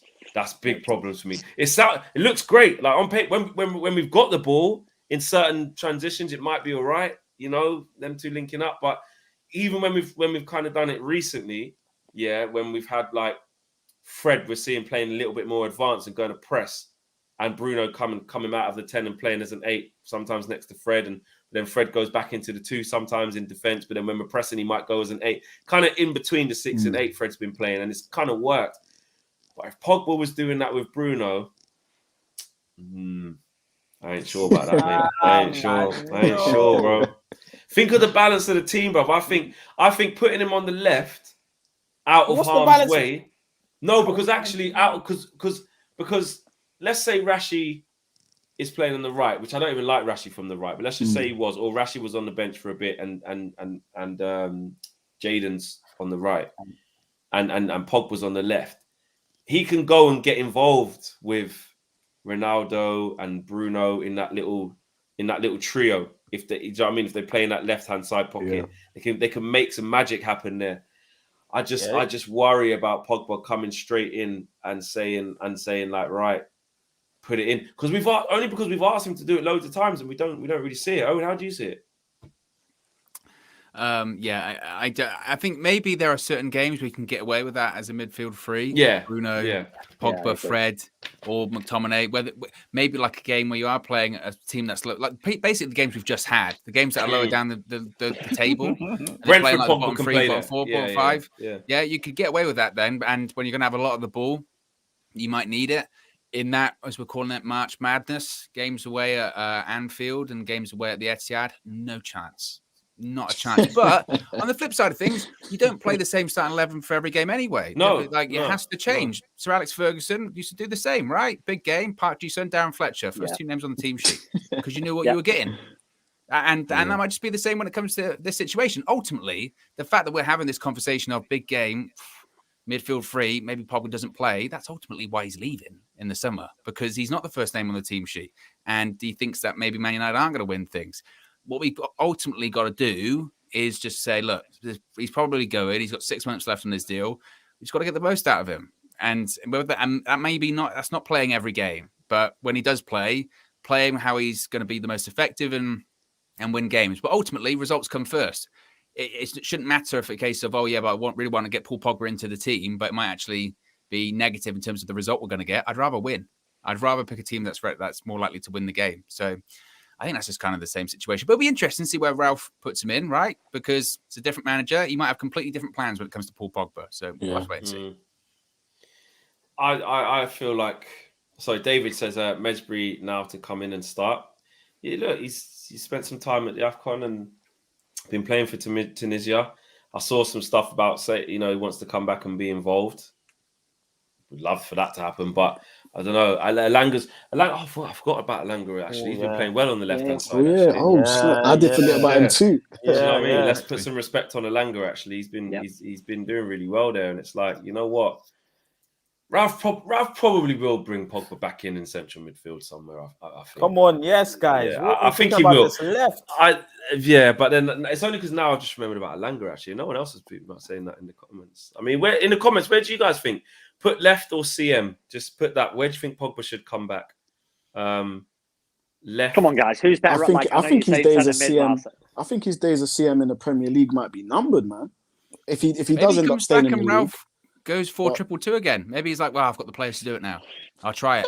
I'll go 4-2-2. I'll have Bruno and Pogba as my wide 10s. I'll do something like that instead. Look, Ralf don't care when it comes to formations. He said during games, he's like, I think teams need to be flexible and change formations during the games, and that's what he'll do. So I think Pogba's going to be played in a variety of positions because Ralf plays a variety of formations, and he just changes. I just think if he plays in the centre of the pitch against the big sides, City, Liverpool, man, they'll turn us over really badly. Like it'll get messy if he's in there, because I just think that over time he's just changed. I think he wants to be closer to the goal. I think he wants to be closer to sort of like the 10s if we are, or supporting strikers. He wants to get in the glamour stuff. He wants to do the glamour stuff, innit? And I just think at this point in his career, he probably doesn't want to do the hard yards anymore, like he did when he was a bit younger. So, mate, I'm all for supporting the youth and stuff, but at the end of the day, if we're really arguing who's better on the left, Elanga or Paul Pogba, I think Paul Pogba is a far superior player at this moment in time than Anthony Elanga. Like, Elanga should be utilised in certain games 100% for his pace and his energy and his attitude. But Paul Pogba brings more to that team on the left, surely. Surely he does. But it depends formation, right? Because you wouldn't play Paul Pogba on the left in the formation we've been doing right now. That sort of 4-3-3 where the people where it's two further people up and supporting they hold the Ronaldo line. are so wide. Like that's Yeah. essentially a winger. Like Paul Pogba is not a winger. If He's it's a not a winger. if it's a left where it's like a wide 10 where he's on the left, but he'll cut in and he'll be quite central, then Like at Juve, I get right? that. Yeah, exactly. He played left, cutting from the left at Juve, but he also had Pirlo, Marquisio, like players around him that obviously allowed him to play that way. Top players, yeah. Maybe we'll switch formations again. Yeah. Maybe we'll go to like a 4-2-4 or something like that. Maybe Ralf will completely switch it because that's what Conte did as well before. So maybe Pogba coming back just changes the shape completely. Like I said, I don't think Ralf is settled on a formation really. He said that we're probably going to play 4-3-3 now, but he switched to a back five. He switched to a 4-2-2. He might see Pogba and he might just think, actually, how do I get him into the side? And if it means changing the shape again, he might just do that. So I think it's going to be interesting. Yeah. For Pogba to play in the central areas, we haven't signed that midfielder yet to complement. I agree. We just haven't got the player to facilitate that. So Ralph's gonna have to work his magic and see where we can fit him to be most effective. But I still think he plays him there, though. Regardless that we don't have the player there, his best position is in the middle of the park, and he conducts things and he makes things happen from the middle. He's not for the team, Marcel. Though, not for the team. So? No, I agree. It's his best position, but in this team with the lack of listen, if we have a Rodri, it's a different conversation. If we have a Kante, it's a different conversation. If we have a Prime Busquets, different conversation. But we don't have any of those players. We have Scott McTominay who's learning the role. And unfortunately, you don't get enough from Pogba in the middle of the pitch. I agree it's his best position. But we need to put the best team out, not the best individuals out. It's a different thing. So what are you saying, Marcel? You're saying you think Ralf will like him to play central midfield alongside one of McTominay or Fred?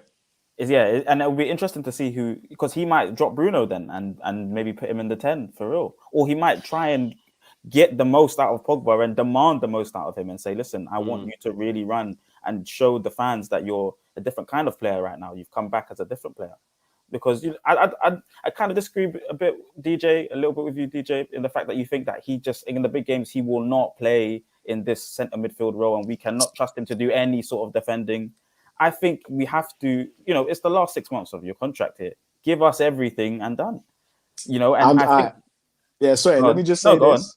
I respect it. But what I will say is if Ralf is brave enough to play him in the middle of the park against City and Liverpool, I'm telling you, it's gonna absolutely be a madness for us. He's just not that guy no more, isn't it? Because we've had two managers that have tried that. Basically, Mourinho tried to play him right in that central position without where it maybe that runner. Ollie tried it. He had one in Herrera, then he left. Tried it again. Then he went, I'm not doing that again. Does Rangnick basically try it again and find out the same result, or does Rangnick find a way around it, or does he do something different? Well, the 2-2 is something different. So maybe there is something in that, like you were saying, and the 4-2-4 is something different as well. So he could be part of that too. I don't know. It depends what Ralf does. I'd like to see what he does. But I genuinely think Pogba has to play in that central midfield, and we have to try and get the best out of him for the games that he's playing for us. What would be the best combination in the centre mid then, you reckon, to complement him, and then think of his kind of like his weaknesses as well? That's a really, really good question, but I've been saying for the longest amount of time, and James is kind of right in that maybe it's about having the best combination of players to make a team than single superstar players in each position. But I genuinely believe it's Pogba and Bruno, and then somebody protecting whatever creativity and how they're gonna create passes and break down defenses. And I really think Scott can come into that kind of mold of a player that sits.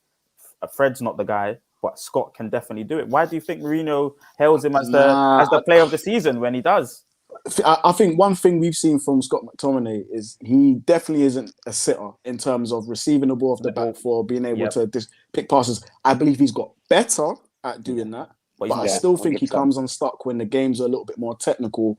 He thrives more in the physical, combative games where he's allowed to go forward. He doesn't really have to be the distributor, the sort of the conductor.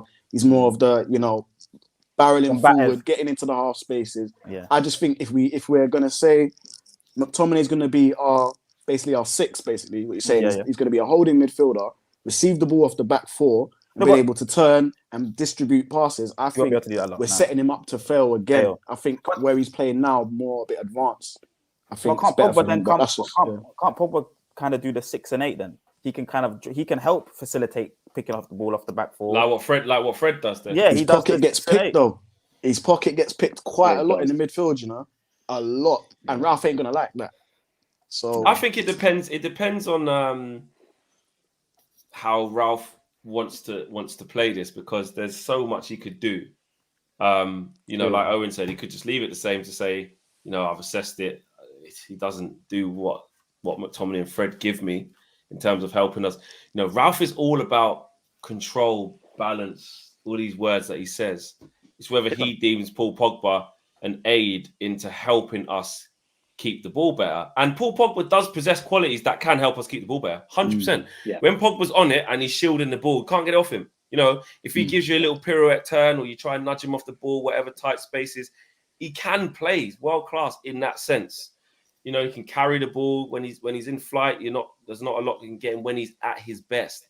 He can help you keep control because he can turn transitions into very dangerous positions very, very quickly, and see things quicker than a lot of other players can see things, because he's got that wavelength. It's just when a opposition plays against us in a certain way, they can easily nullify us sometimes with Pogba there.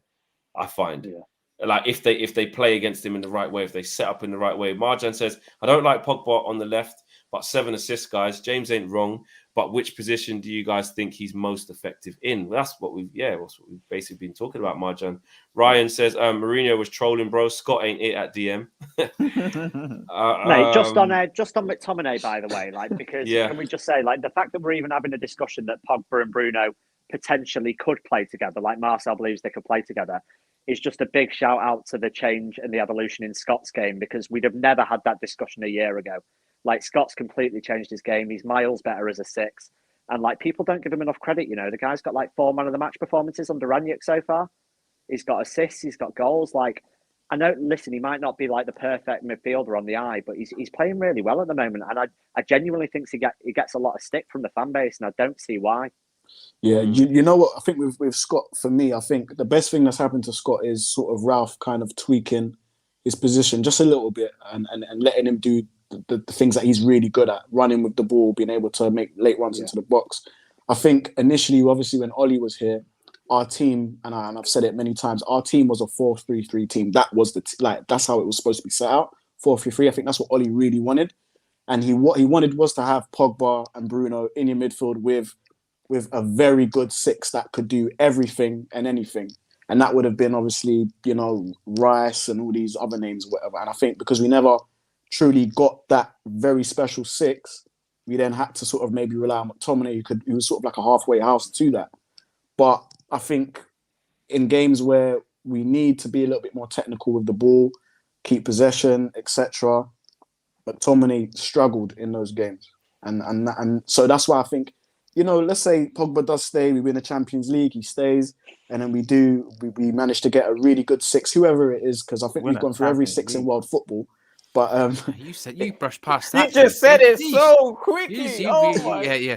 If he stays, we win the Champions League. Maybe do something else. It's wait, where are we going? Where are we going here, DJ? Wow. You said that casually. Wow. let's just say we do in it. Football's a mad game. You I never slipped thought past Leicester was me. going It to took win me the a second. Prem, so. I said, I went, you just say Champions League. It's like, Ben says, if you need algebra to play Pogba, let him go. Jeez. Hey, I mean, strong. look, we're That's sitting strong here words. deliberating how good he is, but we're all kind of not sure where to play him. It's a mad one. I do look the way Ralf spoke about him as well. That he's happy, he's excited to work with him, and it does play into our hands that Pogba needs to play well in this little period, whether it's to get the move or get a new contract. Well, he's got a new contract offer on the table, whatever. But at the same time, though, he's still Paul Pogba, innit? Like, if he doesn't play good for a couple of months after coming back from a long injury, are Real Madrid really going to go, I don't want you, mate, I'm not sure about you? Like, they're not. They're not. Like, even if he played shit for 2 months, actually, now I think about it, Yeah. he's at the end. He's coming to the end of his Man United tenure, isn't it? Like, he's not going to sign for me. unless an absolute miraculous turnarounds happen. So whether Paul Pogba plays, I get Ralph's thinking behind it. Like, you know, he's going to want to, if that's for a new contract, he want to put himself in the shop window. I'm not saying it's right, but there's certain players don't need to put yourself in the shop window. You're the name's there. You're done. You've won the World Cup. Like, yes, you haven't been great at Man United, but you're still Paul Pogba, unfortunately. So if Real Madrid see him play crap, he's a free agent. It doesn't matter. It's not like they're going to go, we're going to give you 25 million less because actually he's not been that good for you. Doesn't matter, mate. Free agent. Go where he wants for free. So I don't really think that matters. But what I do think matters is that actually Ralf is looking forward to try. I think Ralf will see that as a challenge, a positive challenge, and see the qualities that he has in training. He'll know what he's capable of. And actually, we've got a really technical manager who understands the game very well. And that's what I think we might have just forgotten that because it's been firefighting. And even he's had to learn about this squad. He tried the 4-2-2 for about 4 or 5 games. Even he went away with it and said, nah, all right, cool. We need to go to a 4-2-3-1 or a 4-1-2-3, whatever you want to call it. And he's then stabilized us by working out what partnerships work, who plays more often than not. He's only starting to just get that now. So if he looks at Paul Pogba and says, you know what, this is how I can fit him in from a tactical point of view, I think he's got the ability to find a combination. I really do. So whether that's where Marcel says, whether that's where James says, or like the rest of you guys say on the left, I don't know. But I think he will find a spot for him because someone as pure as him in football terms will be like, he's too good to sit on my bench when I'm struggling for top 4. I have to find a way to get him playing well. Innit? He's got to. He's got to. Yeah, Ryan says, love Scott edge of opposition boxes, not our box. Yeah, he loves him in the edge. Yeah, when Scott arrives late, gets his goals, you know, you restricted him by saying just sit here and get the ball off the back 4. He's actually a better player than that. Or more of a player than that. Just quickly, Owen. Red Baron says, I don't know about you guys, but I have a lot more confidence in Rangnick than Ollie.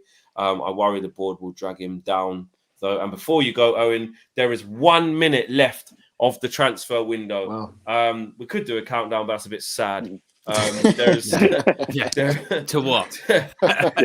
You know, I mean, I don't know if anyone else is doing one, but if you are, don't mean to offend you. But yeah, we you know, there is probably a few seconds left of the transfer window. Owen, take it away. Yeah, I'm not going to do a countdown either. I was going to say with the Pogba thing as well is Ralf will realise very quickly if he doesn't play Paul Pogba, the same thing that Ollie and Mourinho worked out is that when you don't play Paul Pogba as well, you get asked questions, and he'll get bored of the Pogba question very quickly. As someone that's covered a lot of press conferences, there is a Paul Pogba question in every effing press conference. So that will happen. That will continue to happen. But I look forward to Ralph's response, because he doesn't sugarcoat it. So if Paul Pogba doesn't play a game or he's on the bench, he'll probably just say, yeah, he just doesn't fit the system for this game. And everyone will go crazy. Yeah. And he'll be like, oh, what? Oh, I can't believe it. But he'll say that. And I think that, as I mentioned, Ralph's incredibly flexible when it comes to formations. So I think we're going to see a variety of roles for Paul Pogba. I think that maybe he doesn't play necessarily in some of those bigger matches. Maybe he does, just not actually, like we said, in that sort of midfield 3. Maybe he does get put into a different position. But I said that at the beginning of the season with his future. I said that I felt like he would assess it at the end of the season. I feel like he's going to continue to do that anyway. But like you said, Flex, if he has a poor second half of the season, people are still going to buy him. He's still Paul Pogba. He's still available on a free. He's still the Paul Pogba brand as well. If you're looking at Real Madrid, he's still a Galactico, right? He's still got, a huge following online. So he knows he'll be fine. And I'm sure probably informally, right, Riola's had some conversations with some clubs, PSG, Madrid. They've already said, what's the situation when it comes to Paul Pogba? And he's made it pretty clear. So who knows when it comes to Paul Pogba? The pantomime continues. He goes in the 2-2 system as a right attacking mid. Can work. Exactly. It can work. The transfer window is closed. Over. We should have got like a siren or something. Some mad music, yeah. But I think when it's been like it has for us, it's it is what it is. We knew it was over from halfway through. David T says, while CR7 was giving an interview about standards and getting applauded, Bruno and McTominay were doing the work with goals and assists, passion. So we didn't get anyone. We are weaker. We've lost players in this window and haven't brought anybody in. We're going to finish off the stream by a quick prediction. Owen, 2 questions. Will we win a trophy? And will we finish top 4? What's your gut feeling on both of those? I can't believe you come to me first because you know I hate predictions. And you know my I predictions are He always, does. I He don't does. know. I don't know. Sometimes your predictions are a bit Borisy. They are. How dare you? You see? Bradley, how dare you? Well, I think we might. I'm not really sure. We might. I don't I don't know. know. I don't know. I tell you, every match day, I'll wake up in the morning, I'll roll over, look at my phone, message from DJ, match day, what do you reckon the score's going to be? And I just go, I don't know. Why are you asking me? Wait, Mr. find Don't out. Know.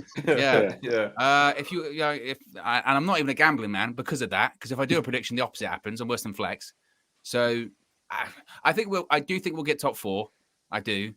Because I think we've got the better squad, and I think we'll scrape it. Looking at the rivals, trophy.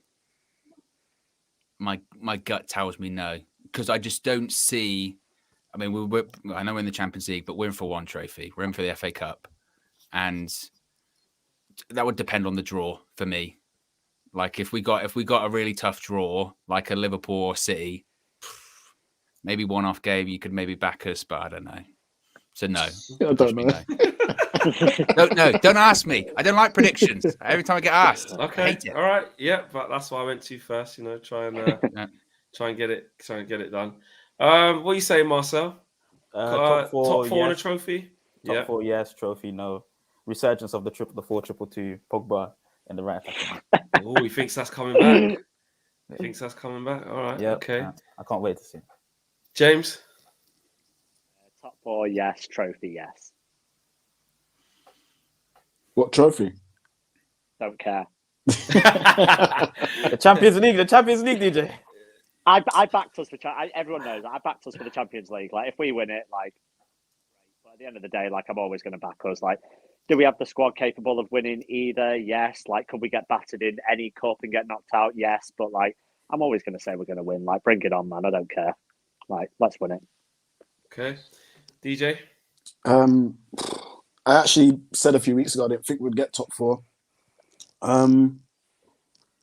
Yeah, I think I'll change that now. I think maybe I think we'll scrape it. I think we will just scrape top 4. Trophy. You know what? I'm gonna do it, lads. Yeah, man. Yeah, I think we'll get a trophy. I think we'll get the big one. Yeah, man. Oh my god! I think we'll get the big one. It's weird. DJ, Football's a you're weird spending old too game. much time around KG. You don't Innit?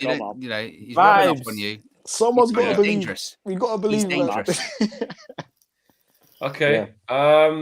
My prediction. This when you say you don't know. I don't really want to say. No, I'm just going to go with my gut feeling at this time. That's all you can do, innit? Actually, Flicks, don't say, because the opposite will happen. Every time you do a prediction, the opposite happens. Do we need to even talk about the Liverpool result earlier this season? I think we'll win. They can't come to our backyard and turn us over. Yeah. We're driving this confidence. Yeah. It's just not going to happen. Nah, man. Nah. It's mad. All right, to finish off then. Well, I don't want to. The community's got to decide then. Do I keep what I think to myself and not say it out loud because I always get it wrong? Or do I participate? Say it. You can be the scapegoat. You can be the scapegoat. We've got someone to blame if it all goes wrong. Bub says, hush, Flex. Don't say anything. So, do I say Mate, it's fine. If you say we get top 4 and don't win a trophy, that's fine, because that means we finish 5th and win the Champions League. So I'm absolutely fine with that. Because I'll be honest. Keep quiet, bro, says Choco Page. That is what I think will happen. I don't think we'll win a trophy. I don't think we'll win a trophy, and I think we'll just get top 4. Very uncomfortable. Couple of points in it. I agree. That's what I'm going with. So that is your January transfer window done. Covered on United View. I mean, sorry we couldn't bring you more. But it happens, isn't it? Next game is against Middlesbrough, Friday. Listen, can't be resting play. It's not like we have a squad now where it's like, oh, maybe Donny can get some minutes or maybe Martial could get a run out. No, not at all. Strongest team. Want to see Ronaldo out there. Sancho straight back in. He needs to hit the ground running now. Get him going against Middlesbrough because he's going to have a big responsibility on his shoulders on that right-hand side to the end of the season. Elanga's got to keep going. Rashford's got to keep going. Hopefully Pogba maybe can make a substitute appearance against Middlesbrough. Hopefully he's fit enough to start, get him going. That'll be a decent game to get him going in. So yeah, and then it's Burnley away. It's got a new 6'6" gigantic striker, mate. Listen, and the way they announced him was absolutely brilliant as well. That really made me laugh. And we've got some really exciting content coming up for you lot as well. I can't wait for you lot to see it. I know you guys love the Brentford stuff. That was really good. And we've got some more exciting stuff coming up for you lot, man, just to kind of keep pushing with United view and keep keeping things fresh and giving you that A1 content. So you guys subscribe if you haven't done already. Make sure you lot smash a like. Marcel, we'll go through everyone's handles, but you are new to the Twitter game. What's your at? Do you even know what your at is? Morpheus Marcel, I think I made it. Morpheus Marcel. Morpheus Marcel, you know. What's your DP? Is it actually Morpheus? Nah, that's just me. So at Morpheus Marcel, yeah? Yeah, that's me, man. I'll put the link in the video description. James, where can they find you on Twitter? I think it's at jdixon_88. There you go. DJ Talks _ man. There you go. And Owen, man, where can people find you at? You don't need to follow me because I don't tweet. But what you can do, you can send Flex. You tweet all the time. Wow. Sometimes I'm bored. What you can do is you can send tweets to Flex saying # we want the KO show. It's coming. The demand's there. That's what you can ask for. They want that knockout show, yeah? They want the knockout show. Is that what they want? That's what they want. When the United View community speak, the United View community gets what they want. Do you know what I mean? So it's their show, it's their channel. So yeah, big up everyone. Let's go again. See you guys in the build up to the Middlesbrough game. That's it. We're away with silly rumors and trying to. The transfer window is always built up. Oh, this journalist said this. We'll talk about this. We tried to not really do that. It's a bit boring. It's a bit played out. We tried to just kind of give you guys stuff that had a little bit of substance on it and stuff like that. And we hope we've done a good job considering there wasn't much. As you can see, there wasn't really much to report, was there? It's one of them. But yeah, keep it locked and we'll see everyone again soon. We are out of here. Peace.